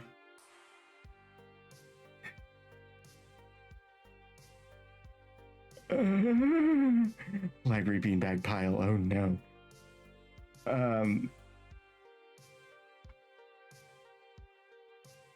Hey, you should still join us later. Maybe when your shift's over. We'll all be here dancing until closing time. As long as that dancing is within the law, carry on. Officer Harvard has spoken. I start to walk away, ready for my next venture, when I remember something I should do. I turn back to Teo. Hey, thanks. No problem. Well, I feel nice and accomplished. I was able to uphold the safety of the arcade like a model employee. I say that's pretty good for my first day. Even Gavin's got to be impressed, right? With that business sorted, it's time to leave Showtime stage. The arcade is now at peace. My work here is done. Well, actually, we're a few hours from closing time, but my work here isn't quite done, but you know. I'm so at peace, in fact, that I don't even notice the underboss of the arcade sliding on up behind me. Good day. Not a bad first day so far. I've been keeping tabs on you. Well, others have been, and they've been texting me. You know, you should consider getting a proper group chat app going. I've got a crappy phone plan. My texts aren't free. A valid point. I'll look into that. Impressive. I'm impressed with how you handle yourself. I think you're going to work out just fine. Anyway, I've prepared your paperwork. If you'd like to go sign it and make this working relationship a bit more above board. Yeah. So you're staying? Please tell me you're staying. I mean, I fed you and everything. Francine hasn't fired him yet, right? It's 20XX. Pretty witchery.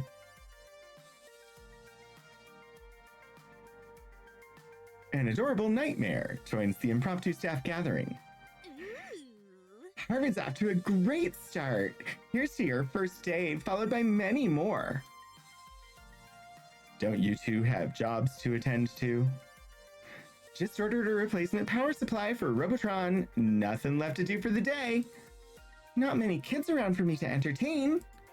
Finally, a quiet moment. My dream job has been going a mile a minute since I got here. The year of our Lord Mega Man, 20XX. Is it my dream job? I told Francine I wasn't sure why I was here, but that I was willing to try and find out for myself. It'd be silly to think I'd find my purpose after a single day, but on the whole, that day's been pretty decent. I'm starting to get along with my coworkers. I'm helping people with their problems. What more could I want? What more could I want? Well, I don't know. Not yet, but I'll find out one day. We've only got a few hours till closing, and it's nice and quiet. How about we game a bit? Speak for yourself. I've still got paperwork to handle. Oh, come on. Don't act like you don't game. Irrelevant. I know your dirty little secret. What? Naomi. You sneak in early each morning to play pinball. You're a pinball wizard. Well, what of it? I bring order to chaos. Pinball is the very expression of that art form. You know what we should do? Impromptu pinball tourney! The girls are giggling, and I'm finding myself smiling right alongside them. All in all, not a bad way to end my first day. I hope I signed the paperwork so I get paid. By the way, I've booked a birthday party for this afternoon. Uh-oh. Look at Gavin's face. Oh dear. And then Ashley's face. And then Naomi's face. The looks of confusion and outright terror on their faces, all laughter dying off immediately, are vaguely concerning to me. And we've got the ride of the Flight of the Valkyries playing. I actually love the Flight of the Valkyries. Sorry, I meant to tell you, dears, but I plumb forgot. Birthday party. How old are the kids, may I ask? It's her 5th birthday. Oh, to be young again. 5-year-old. Naomi starts pulling at her hair, eyes wide and trembling. This is how I feel when elementary groups come to the archives. I hide and let others deal with it. I want nothing to do with that. Throwing skee balls overhand into the glass, jumping up and down on pinball machines, putting chewing gum into coin slots, pulling at my costume, tearing off pieces of it. Naomi, Ashley, keep it together. We've survived kids' birthday parties before. Doom me, I deny. Well, Hate to get in the way of all the fun. Yep, it's time for my afternoon nap anyway. Have fun, dears.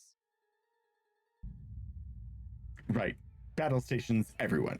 I'll take ticket desks so I can oversee operations. Ashley, greet the kids. Naomi, watch for hardware damage. Harvard, roaming duty. Look for trouble. Do what you can. Prepare yourselves. Me, when big tour groups of children stopped at the campus Starbucks. Pretty tree. I wouldn't be able to do it. I didn't understand kids when I was a kid. They are coming. Like an oncoming tidal wave. The rumble is felt before it is seen. Parents pulling into the parking lot.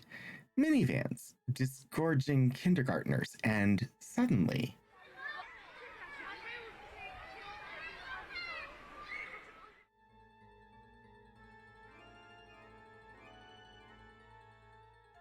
an explosion of small humans rushes the doors, bursting into the arcade before scattering every which way. Even before any of them can get tokens, they're grabbing a joystick, smashing buttons, eager to get their game on or even just pretend to be playing. The crew assumes battle stations, Naomi by the fragile pinball machines, Ashley near the door trying to distract the incoming kids to greet them. Oh, Past Insider, have a good time. Thanks for being here. Gavin, armed with pre-stacked $10 rolls of tokens, quickly exchanges them with the adults, Beats waiting in line at the change machines. As for the pro gamers, well, Queen Bee and Teo's friends bolt for the exit, abandoning them, keen on getting out ahead of the surge of kiddies, I guess. But what about Percy? At the Moopy machine. That's all well and good, but I've got no idea where I'm supposed to be. Roaming duty, Gavin said. Look for trouble, Gavin said. I mean, I was doing that before, but now the chaos has multiplied. For a few minutes, I'm like a pinball being bounced around, or like that frog trying to cross a highway of traffic. Eventually, I spot 3 possible problems on the rise, and Harvard professional floor attendant is ready to attend to them. Which one of these should I tackle first, though? I may not be able to deal with all of them in time. 2 kids fighting over a box of cupcakes near Naomi and Ashley. an angry adult shouting at a kid near Teo and Queen Bee. A little girl crying over her stolen tickets near Percy and Gavin.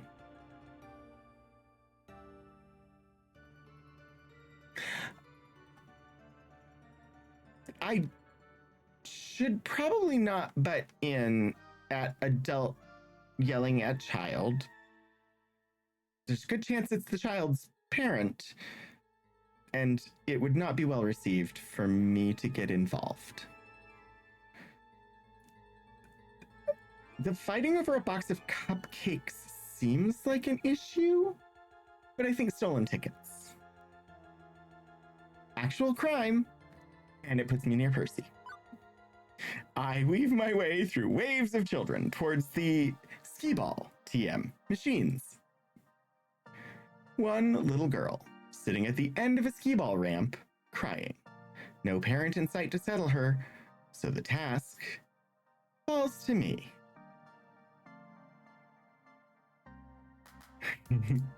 I'm guessing I should be more cautious about this sort of thing, what with lawsuit-happy parents lurking over by the vending machines ignoring their kids, but Lieutenant Harvard decided to take the case all the same. Hey, my name's Harvard, and I work here at the arcade. What's wrong? Can I help you? Her sobbing pauses as she looks up at me. I lost my tickets. Someone stole them from me. I played and won a bunch of them, but then I put them down and I was talking to a friend, and now they're gone.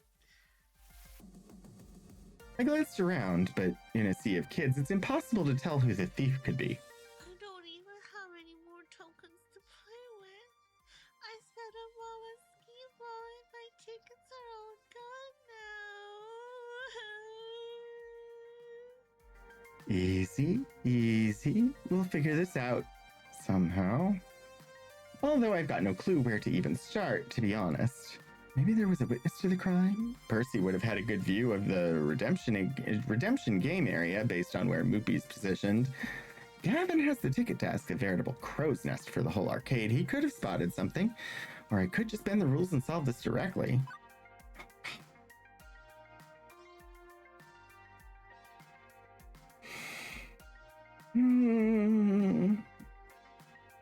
I mean, I know how I would solve it. And none of these are it. So I'm going to take the chance to talk to Percy. Okay, don't worry. I'll get your tickets back one way or another. Really, Mr. Harvard? Wait right here. I'll be back in a jiff. I walk up to Percy, tapping him on the shoulder to get his attention. Sorry to interrupt, but that girl in pink over there, someone stole her tickets. I was hoping you saw something. Oh, He frowns a little, looking slightly embarrassed. Wow. Sorry, love. I've been pretty deep into this run. Wasn't exactly paying attention. Poor girl. A ruffian's absconded with her tickets, you say? Yeah, well, I can't exactly expect you to babysit. I'll just go check with Gavin. Now, no need for that. This obstacle can be removed rather readily and perhaps be an object lesson as well. He steps away, letting his extra lives croak one by one. Something more important has clearly captured his attention. Hello, my name's Percy. You say you need tickets? Yeah, I wanted to get the colored crayons. 50 tickets, if I recall. Tall order, but certainly achievable. Here, let me show you the best way to reach your goal. He leads our little group a short ways over to a game of colorful spinning lights. Skee Ball, TM, even when played well, has an expected value of 4 tickets per token. But this game has an EV of 8, 10 if you're sharp enough. He demonstrates dropping in a token. The lights start swirling around and around until he snaps out and pushes the single control button with perfect timing, capturing the light ring between 2 pink goalposts. 12 tickets come streaming out of the slot, the maximum possible per token. Lovely. Simple, yes? Here, I can spot you some tokens to get started. He produces a short stack of brassy tokens from the ample supply in his pockets. But the girl just sort of stares at the game, confused. But this game is really boring. Can we ask if his name is Percival Frederickstein von Musel Kowalski de Rolla III? Pardon me. Boring. It's got colorful lights, see? And it pays very well. But it's boring. I like rolling the skee ball into the holes. You want those crayons, yes? And this is the most efficient way to get them. The girl sighs, disappointed, but she's not crying anymore. The distraction was enough to crack her out of the feedback loop of despair, I guess. She hands the tokens back, the stack clinking lightly into Percy's open hand. Thank you. Thanks, mister, but I got other crayons at home. I guess I'll just use those. Not exactly cheered up, but not exactly weeping, she mixes back into the crowd to find her friends and play with them instead. Huh. Well, my apologies, Harvard. Seems I've let you both down. Although I must confess to be rather puzzled by this. If you have a clear and distinct goal, what's so bad about accomplishing it by the most direct means? She's 5. I think she cares more about fun than expected value. Well, I'll admit my experience with children is unorthodox. I suppose it's best to admit my failure in this moment and move on. I'd let it ride, but curiosity takes me. Kid's got the spirit of a competitor. Skee ball's more competitive than Stop the Light. But isn't playing Mr. Moopy's Magic Maze fun for you? Why else would you play it all the time? By unorthodox child experience, what exactly do you mean?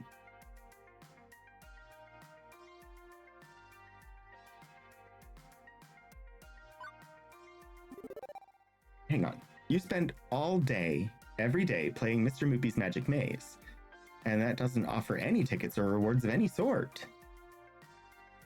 There's the high score. Right. But are you really only playing for the score? Surely you find the game itself fun. I mean, what drew you to Moopy in the first place? Why that game for your score challenge? That question puts him at unease. He pauses, unable to smoothly deliver an answer. well, It's a bit personal, really. Not that I'm offended, oh. No, I just mean, it was a very personal decision to take up this particular challenge, this game. A mixture of nostalgia and a promise to keep. He shakes his head. I suppose this isn't the time or place. Others need your help today, Harvard, and this old man's got a game to get back to. much obliged. But thank you for trying to help that little girl. And thanks for allowing me to try to help. Even if we both struck out, it shows character. Percy returns to his game, having lost most of his extra lives, but doesn't seem to mind the setback. If anything, he's smiling more than he was a minute ago. Being this mysterious is illegal. Right, that's sorted out. But the other two situations are about to spin out of control. I've only got time to deal with one of them. Which one? Two kids fighting over a box of cupcakes near Naomi and Ashley, or an angry adult shouting at a kid near Teo and Queen Bee. Oh dear. I mean, if the adult is truly out of line, I don't think Queen Bee would leave it alone.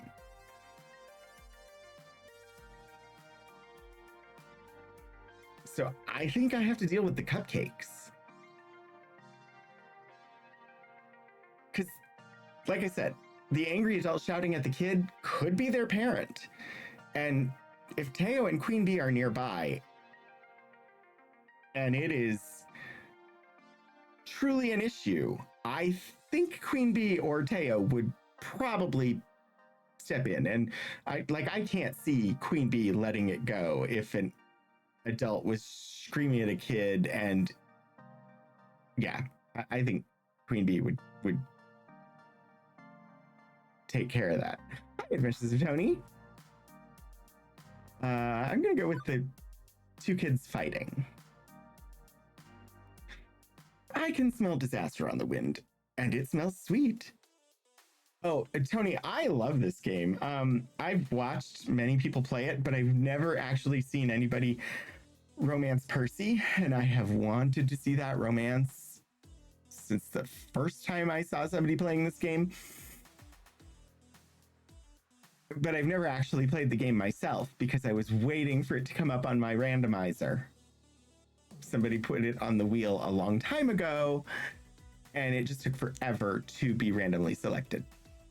So I finally it was Shadows. Okay, and I finally get to do the romance that I have waited since the game came out to see. As in, I can smell that box of birthday cupcakes one of the parents left near the ticket desk, with kids swarming around it, scavenging for their favorite icing colors. At first, my inner child is merely offended that someone thought one of those icing blobbed cupcake cakes was superior to actual birthday cake. But there are clearly larger issues at stake than that. I want a chocolate. Don't take all the chocolate. I want 2 cupcakes. Give me 2 cupcakes. No fair. Everybody gets one, and mine's gotta be chocolate. Of course, the kid at the front grabs the last one. Finders keepers, losers weepers. Ha ha ha.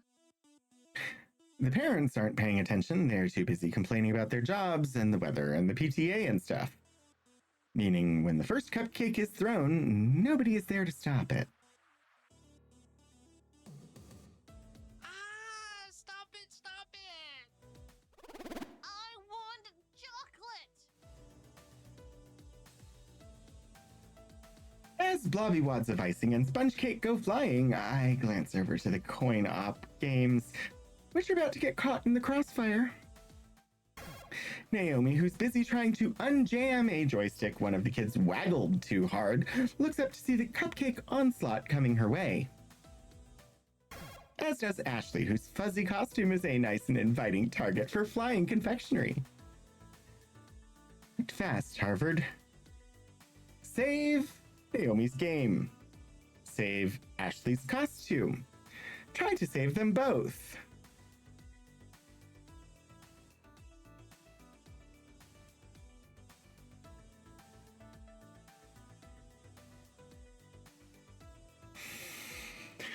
Oh dear.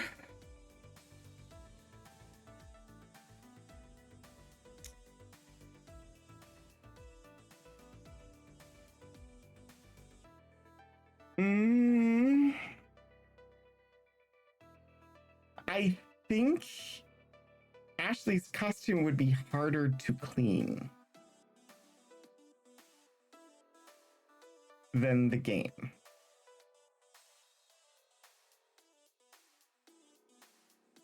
I know that I'm supposed to go with whoever I want the higher score relationship-wise with. And trying to save them both will mean neither gets saved.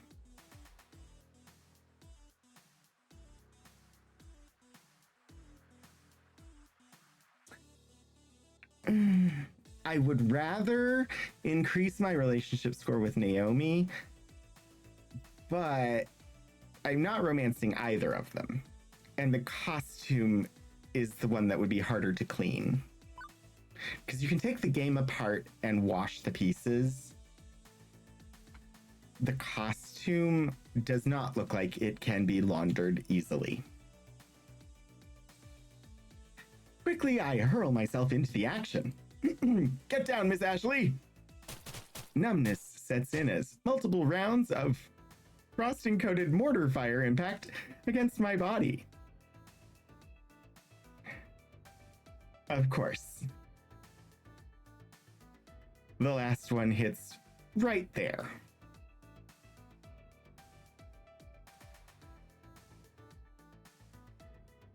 When I finally hit the ground, my clothes are totally ruined. But alas, my noble self-sacrifice could not save them both. No, the game! The joust, TM, she was working on with me this morning got its controls splattered with icing, including sugary slime dumped right into the exposed joystick she was fixing. But Ashley's at my side in an instant. Harvard, no! Damn you, unjust universe! Ashley, it's so cold. Lie still, Harvard. I won't let you die on me. I'm not dying. The icing's just kind of cold and sticky and gross. Oh, well, that's okay then. By this point, the lackadaisical parents have finally noticed the pastry wars and are busy rounding up the combatants for various scoldings. Meanwhile, Naomi's near tears as she affixes an out of order sign to the screen with sticky tape. It feels like pulling a death shroud over it. Aww. Oh man, I just fixed this game. I've got icing in my hair and in my work apron and ugh. Back to the workshop, I guess. Wouldn't want to plug it back in like this. There might be an electrical short. Sorry, my body's not really wide enough to cover both of you properly. I don't think your job contract covers cupcake defense. I don't think your job contract covers cupcake defense, so you did more than you had to. I don't blame you. Now, where's that dolly? Figuring it's the least I can do, I quickly help her move the game to the back room. Naomi follows to get cracking on repairs. Wow, they really got you good, didn't they? What if? Oh, hey, I wonder if you have superpowers now. What? Well, most superheroes have some tragic accident in their backstory, one which gives them abilities beyond that of mortal man. Let's see. Young Harvard Ivy, a shiftless and directionless 20-something, cut down in his prime by a cupcake onslaught, wakes up the next day with the strength and speed of a cupcake. Wait, no, that doesn't work. No, instead he can summon cupcakes to do his bidding. Together with an army of sugary delights, they fight crime. Coming this fall from Marvel Studios TM. What do you think? Amazingly, I think that might actually sell. I like it. Greenlight it and have Zack Snyder direct. All that fame and fortune, I'd burn out in a year.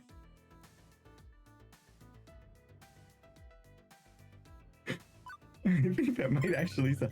Considering Hollywood spends the gross national product of a small nation each year on box office bombs, that actually comes in above the average.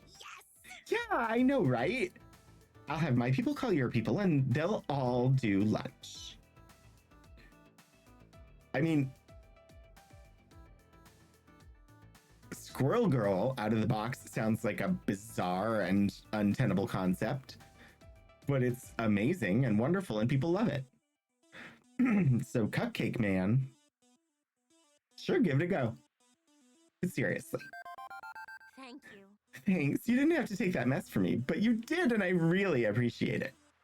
I'll cover the floor a little extra while you go change, okay? We'll talk later. No problem. Be seeing you. With a brief nod from Gavin, I snatched one of the official Funplex t-shirts to replace my cupcaked top. After a few minutes in the bathroom to change and wipe icing off my pants, I'm ready to go again. 2 problems in the can. Okay, cupcakes and tickets sorted out. As for that angry shouting parent by the driving games, Uh-oh. Looks like they went home. Problem solved? But the boy she was shouting at is gone too? Hey, Harvard, you missed the fireworks, and I didn't mean my dancing. What happened? Queen Bee glances back briefly in the middle of playing some samurai-based fighting game. Oh, some bleep was screaming at this kid for no good reason. Eventually, the parents got into a shouting match. Teo talked them both down, but they decided to bail on the party. All I did was point out that we were right next to a donut shop frequented by some very well-read cops. Drat, I was hoping to cool things off so they could keep enjoying the party. Don't sweat it, guy. You did good work out there. Yeah, I saw that impromptu cupcake shooting gallery. What a mess. And those stolen tickets? Man, kids can be jerks, but you gave it your best. You're looking pretty run down, though. Why not take a break? I have a solemn and sworn duty to bring peace to my arcade. Bleep that. Go take 5. Well, truthfully, I am pretty worn the heck out after all that. Teo's right. I need to step away from this craziness, if only for a few minutes. And with that, we'll be right back.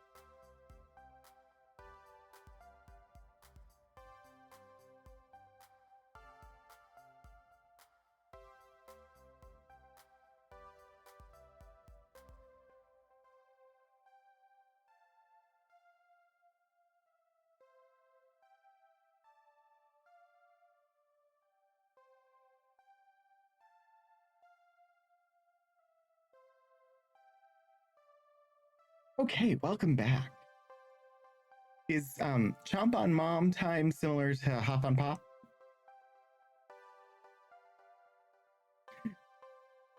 And I guess what I'm doing right now is vicariously having romances in a game. Or vicarious friendships and a vicarious romance. And a customer service job. More thieves. Jump on mom time, actual cat playtime. Neither of those games sound appealing. Hop on Pop. Now I'm worried that you don't actually know Hop on Pop. Hop on Pop is a Dr. Seuss book. It's the title of a Dr. Seuss book.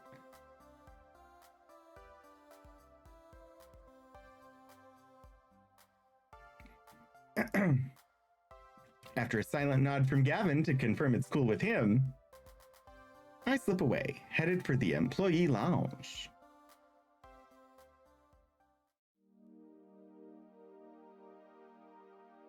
What a day. Quirky coworkers, die-hard pro gamers, volatile kids getting into volatile situations.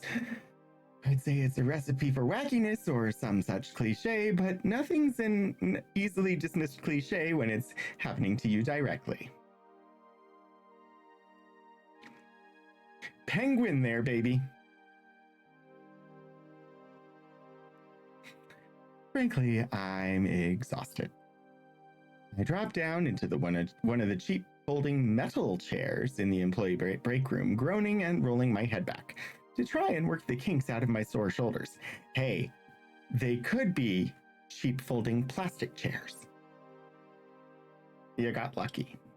Why do glue guns come with a stand that is never stable enough to hold them unless you angle it perfectly? Because they want you to burn yourself on the hot glue.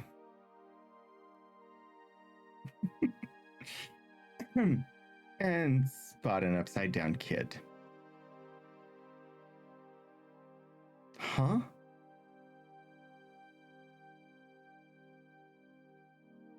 The Funplex is haunted. There are sad children walking on the ceiling. In the break room. Oh, wait, I'm the one leaning backwards. I sit up and turn around instead. Better. Wait.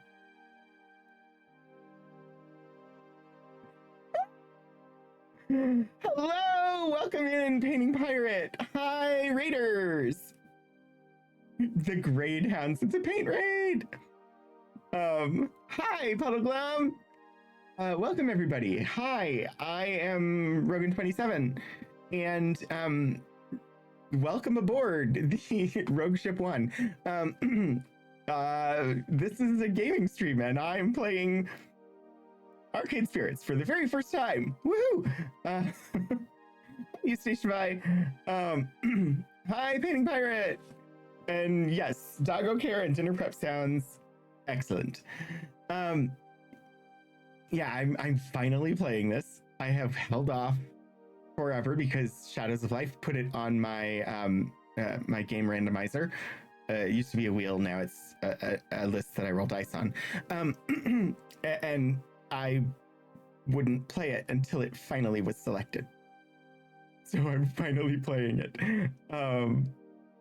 But yeah, welcome in, everybody. If anybody here is not already following Painting Pirate, you should be. If we can get a shout out, and we did get a shout out. So yeah, if you weren't already following Painting Pirate, why not? You're missing out on all influencer wrestling. As well as painting and Final Fantasy and many other things. Hi, Bleepnick.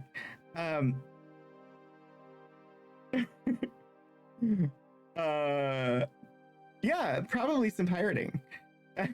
And anybody who's new here, I'm Rogan27. I do some gaming streams, and I share stuff from the special collections in University Archives at Virginia Tech. They're kind of like unboxing streams where we look at historic documents and see what we can learn. So usually Monday and Saturday are gaming, and Wednesday is the archives. This week there is no archives stream because we are closed for a holiday in the United States, and therefore they are not paying me to work, and I will not be working. Sometimes they're even in an actual box. I know. Sometimes we learn about cursed food. We have an aspect counter. We also get OMG Teenage Angst from from a teenage girl's Civil War era diary that we're currently reading. So anyway, if any of that sounds interesting or fun, go ahead and drop a follow. I'm gonna return to, oh my gosh, what is a kid doing back here? We did holiday cocktails. I think that might have been last year.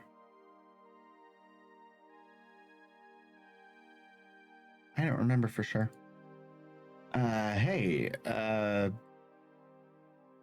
I think he was hoping I wouldn't notice him. Ooh, last year might have been cookies. Cocktails was probably 2 years ago. Okay. I can't remember. It's hard for me to believe that it's been 5 years. No, 4 years. 4 years? How many years has it been? I started that stream on January 6th, 2021.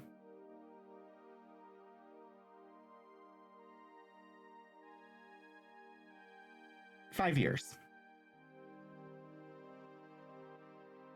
And yeah, January 6th, 2021, while I was doing my very first stream, people were very nice and did not let me know about major events that were happening in Washington, D.C.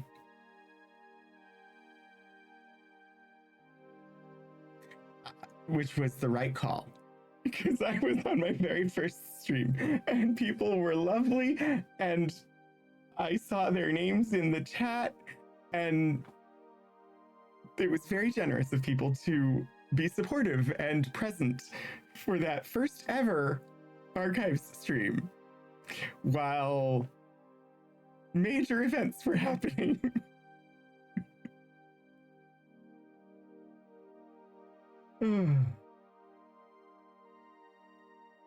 That's not the only. I've had during my Archives streams, multiple major events have happened over the past few years. And thankfully, nobody has butted in to tell me that they happened. The last one was a shooting of an individual.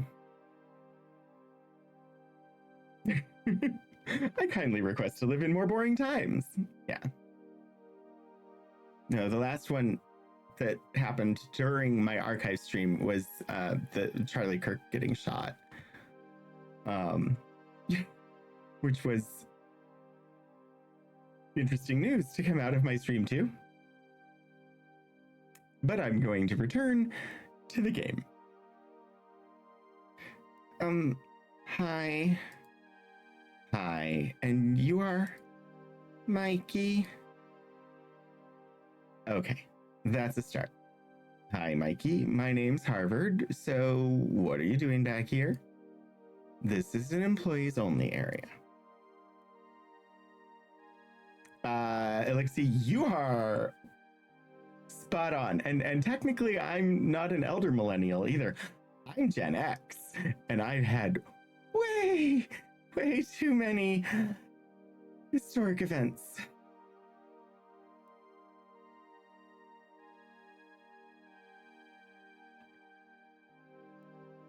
I mean, just the ones that I've been close to. I mean, well, okay, so the first one I really remember is the Space Shuttle Challenger. I do remember that a year after we moved away from Hawaii, the entire housing development that we lived in was washed away by a tidal wave.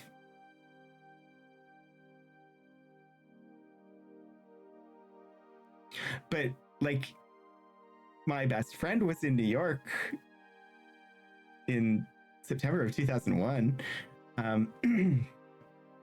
And I was 10 minutes from the Pentagon.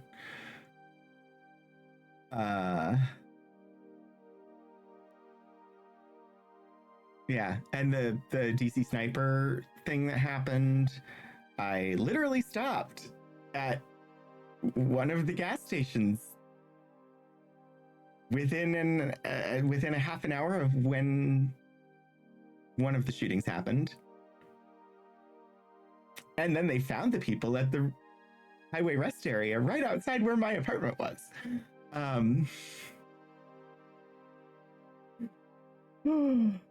Yeah, no, I've been way too close to way too many things.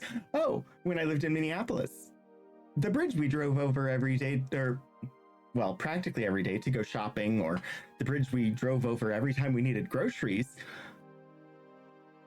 that was within walking distance of where I lived, is the one that collapsed while I was there. There's life outside your apartment, Detective Zen, or so Avenue Q tells me. A lot of this is America refusing to address its social issues. This is true, social and infrastructural. But I'm going to stop listing things and return to the game. All right, this is an employees only area. Wait, there's a keypad. How did you get in? The guy at the desk dropped this. Oh my god, it's totally the scenario. They're bringing back the scenario that Ashley concocted of somebody getting the passcode to the employees only door because it fell out of Gavin's pocket. He holds out a piece of paper with the door code written on it. Huh. Score 1 for Ashley's wild storytelling being more fact than fiction. Okay, but you can't stay back here. Well, I don't see any knives or stabbing implements left out in the open, so I guess it's technically safe, but... Please don't send me back out there. Well, this is curious. I lean in so we can be on the same eye level. Something wrong? You can tell me. I work here. I'm the guy who solves problems. No problems. Just don't want to go out there. Don't you want to play with your friends? And he gives me the most cynical, bitter laugh I've ever heard out of a kindergartner. I don't got any friends. I don't know anybody here. My family just moved to the city, and before that we lived in another city. And one more for that, but I was too little to remember. Mom told me to come to the party anyway, and I didn't want to, but she took me anyway. And then she left because she's got to work. New kid in town, huh? He nods mutely. Still, I should have busted him there and then brought him back out to the party where the other parents could supervise him. I should have told Gavin. I should have enforced the rules of the arcade. Okay, kid. I won't tell on you. If you want to stay back here for the rest of the party, I'll keep you company. Thanks. You really won't tell my mom? Nope. Why? I thought you'd want to make me go. You're an adult like Mom. Hey, I wasn't always an adult. I was a kid once. The new kid in town, in fact. You are the new kid? Yeah, although for me that started happening back when I was 10. Again and again, moving from town to town, school to school, never really making any friends. Not for years.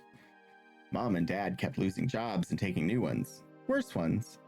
They'd be working all day long, too tired when they came home to do much of anything. After years and years of this, I stopped hoping things would get better. I decided I'd just take what I could get. I'd go with the flow. What does that mean? It means you don't care. Some things are good, some things are bad. You don't care. It's just do what you have to do without really being sad over it. But that sounds so sad. You weren't sad? I know, this is a lot to be sharing with a kindergartner. It's sad to never care about anything, right? I guess I was sad. I just told myself I wasn't going to be sad, even though I really was. And then I bite my tongue hard Because my little involuntary trip down memory lane was not helping this kid out. Wouldn't have helped little Harvard out if an adult did this for me. So instead, I decided to be the adult that little Harvard would have needed. Hey, it could be totally worse. Aliens could attack. It won't always be this bad. Life has ups and downs. Your mommy loves you. That's why she works hard. But this won't beat you, right? You're a tough kid. You take the time you need. I'll stay with you.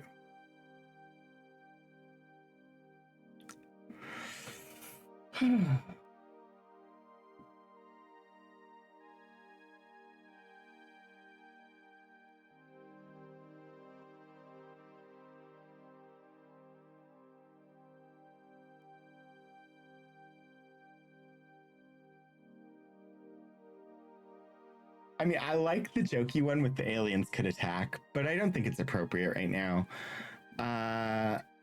Life has its ups and downs. I would say, sure, if he were a bit older, like middle school age, but not really for elementary.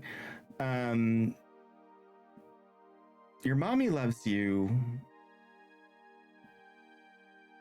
Probably okay. But this won't beat you. You're a tough kid. You take the time you need. I'll stay with you. You take the time you need. I'll stay with you. I can see why it's the neutral.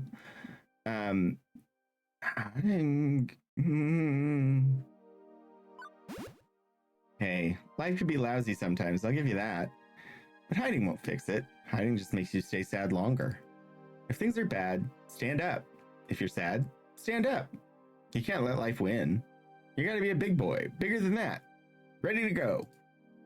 What happens when you're playing an arcade game and you run out of extra lives? Or the boss beats you, or the puzzle fills all the way to the top? You lose the game? Well, yes.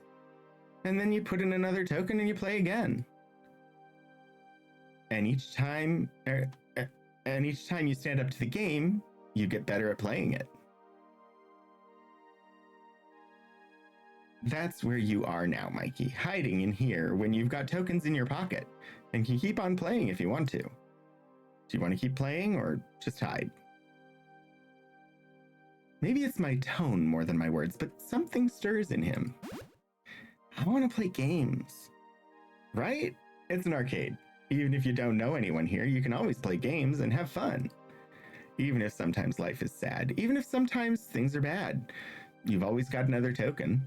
Even if you run out of tokens, you can still keep going. And if you go out there and play, maybe you'll meet someone who enjoys playing too. Maybe you'll make a friend. You won't know unless you play the game. So, ready to stand up? Yeah! Ready to keep playing? Yeah! Ready to go out there and have some fun? Yeah! I don't even need to take his hand and lead him out there. Mikey's off like a shot to rejoin the party. I'll take hiding, thanks. And off he goes. I'm not fooling myself. I know I haven't fixed all Mikey's problems. I'm no child psychologist. That was entirely me flying by the seat of my pants. But for one moment there, I was able to help someone in the same crappy situation I found myself long ago. 15 years ago. Everything changed. No more family vacations, no more arcade visits. We couldn't afford them, and they couldn't take time off work. The whole Ivy family had to learn to settle, to accept the lot in life we'd been dealt, to simply go with the flow, never hoping, never wanting. Juniper did her best to pull me out of that mire. I'd only known her a few years, one of the few stable times in my life, but she knew the edge I'd been pushed to. Now, here I am. Today has been, well, bonkers, alternately boring and hectic, surreal and way too real. But I can honestly say I'm more alive today than I have been in a very, very long time. Beep, beep. Beep, beep, Harvard. My emotional voice analysis subroutines combined with your body language suggests you're very happy right now. Yeah, I guess I am. How did you know? I just told you, silly. I mean, how did you know I'd love this job so much? Oh, I know. Oh, that's easy. I didn't. What? I lied. I was 47% sure. Oh, it has elements that seem to click with your optimal social requirements, a fun atmosphere, spirited coworkers helping people out, and so on. Also, I cross-referenced your roommate's postings talking about how much you enjoyed arcade visits when you were a kid. Still, it's 47%. 99.97%. But I was 99.97% sure that if I said I was 99.97% sure, you'd be willing to give it a try. Another thing to thank Juniper for, I guess. You're a very weird little app, you know? Hooray! I try to be.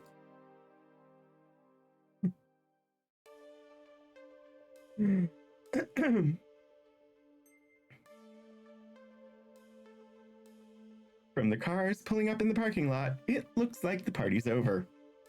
It's just about closing time for the arcade anyway. Most of the gamers have filed out by now, if they hadn't already fled the tidal wave of kiddies. My first impulse is to go bug Gavin about my paperwork, but that can wait. I'd rather go help someone with the tidying up, or maybe see how our VIP gamers are doing.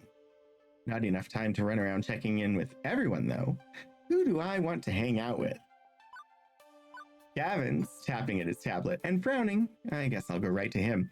No. Ashley's quietly repairing her costume. Maybe she could use company. Naomi's prying gum out of a coin slot and looks ready to cry. Queen Bee's packing up her gear, ready to go home. Teo's cooling down with some Fast Cars 5 before the day's through. Percy's finally finished his Moopy game and is ready to leave. Having finished today's high score run, Percy's relaxing a bit by the Moopy machine, just casually browsing on his phone before he heads off. Quite good. Oh, good. Market's up. My morning trades will cash out nicely. And the Moopy score? Oh, quite terrible, I'm afraid. I had to restart twice. Meaning he played literally 75 cents worth of gaming all day long. Ow. Still, keeps my skills sharp, yes? Practice, practice, practice. Plus, it was quite pleasant seeing all those kids having such a good time in the Funplex. I always play better when people around me are happy. Except for the ones screaming and throwing cupcakes, or being hassled by angry parents, or having their stuff stolen, or... true, your job does, by its very nature, bring you into contact with those who are specifically not happy. Chin up, love. There are good days and bad days, true, but an arcade is a place where the good ones outnumber the bad. It's a place of dreams, you see. I glance around at the palace, which is little more than a hole in the wall in the Twin Pines Mall. It's no Deco's palace, though. That guy's a millionaire. Maybe I can just work the good days and call in sick for the bad ones. So that way you keep coming back, your dreams. If I could prognosticate which days would be the nasty ones, I'm sure I could arrange to come down with the flu or something. Repeatedly. If only we could see our futures, yes? Well, assuming them to be long and healthy ones at any rate. But I say, you need to be willing to take the good with the bad. It beats taking nothing at all. Only so many days left for any of us. Cherish what you have, even the sour moments, Howard. It's for the better. Well, if you'll excuse me, I should really be heading home now. Job well done and all that, for both of us. Cheerio, then? Yes. Tip-top cheerio, governor. Fish and chips, Bob's your uncle and whatnot. Or, I could simply say goodbye. That also works. With things winding down, there's just one last thing to take care of before I'm out the door. I seek out Gavin to handle the remains of the day. Harvard. Good work today. Thanks, boss. Mid-boss? Sub-boss? Gavin will do. I can't say you've been a perfect employee, but my standards are impossibly high, so I'll just assume you were as close to perfect as is reasonable. I'm not entirely sure why you consulted Percy regarding those tickets. He's not on staff, but I suppose that's a minor issue. Unfortunately, the cost of cleaning our carpets and games after the cupcake assault will be a chunk of change. But I suppose you did all you could there. I'm not pleased that you sold our Moopy for only $1,000, not $3,000 as I'd requested. Gavin, we only paid $200 for that game. I'd be ripping off a customer. A customer with exceptionally deep pockets and one who squats on that game all day, spending only a handful of change in the process. If anything, 3,000 is what we'd need to make up for the lost profit from Percy being so Moopsy obsessed. Moopy. It's Moopy, not Moopsy, but whatever. What's more, why it's still here is a good question. Was I not clear I wanted it gone? Percy didn't want to break up the family. Thank you, Detective Zen. They're machines, not people. He also didn't want Naomi to be sad. Yes, well, Naomi needs to learn to let go, I'd say. Ahem.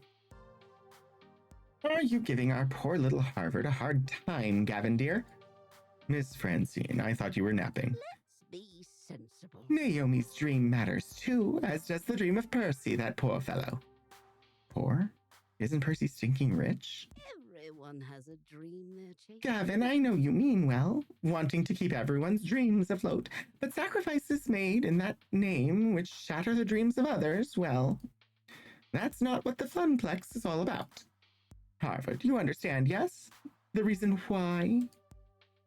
Why am I here? That's the question she asked me during that interview. Now I think I understand. I didn't really know why I was here when I walked in those doors.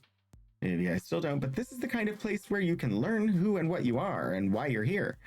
Naomi's here to care for her cherished games. Percy's chasing his dream of a high score, and I'm here because I'm tired of compromising, tired of settling for whatever I can get.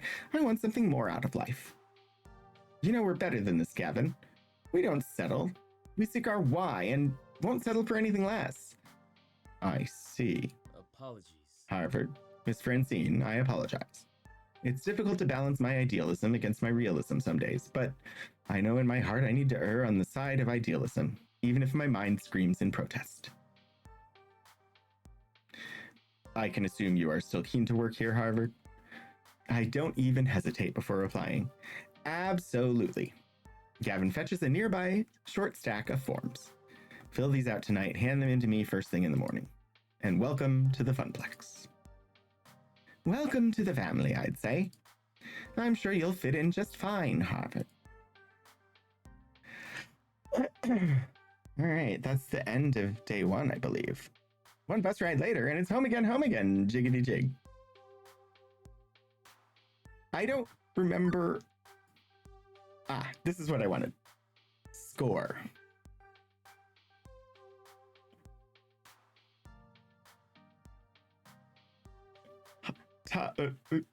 Highest score is with Percy. And apparently my biggest is heart. Tempered by balance? I don't remember what they're called, but... I mean, Percy is the romance I'm going for, so... I'm happy about that. All right. We do need to go ahead and call it for tonight. Because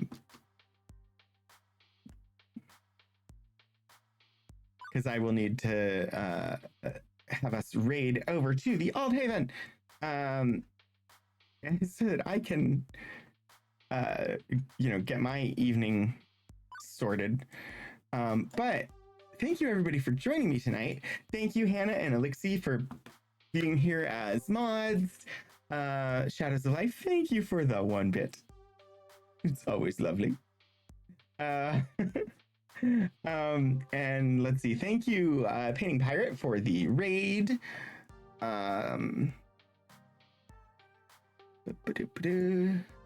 don't remember if there were other things, but thank you to everybody who had streaks. I appreciate it. We will be heading over to Aldhaven for the Stream Punks, although not the last Excelsior tonight. Tonight, Jake will be running Scum and Villainy as a one-shot. So coming over, see what all that's going to be about. I will be live next on Saturday. There is no archive stream this Wednesday, so I'm back Saturday for some blueprints. And next Monday, we'll be back for more of Harvard Ivy's romance life, love life, with more Arcade Spirits. I do have a raid call if you want to, give them a taste when you get over there. It comes in both subscriber and non-subscriber flavors. Copy pasta, the one that is to your taste, aka has the emotes that will work for you. Hopefully I see all of you again soon. And until I do, get out there and do some shenanigans.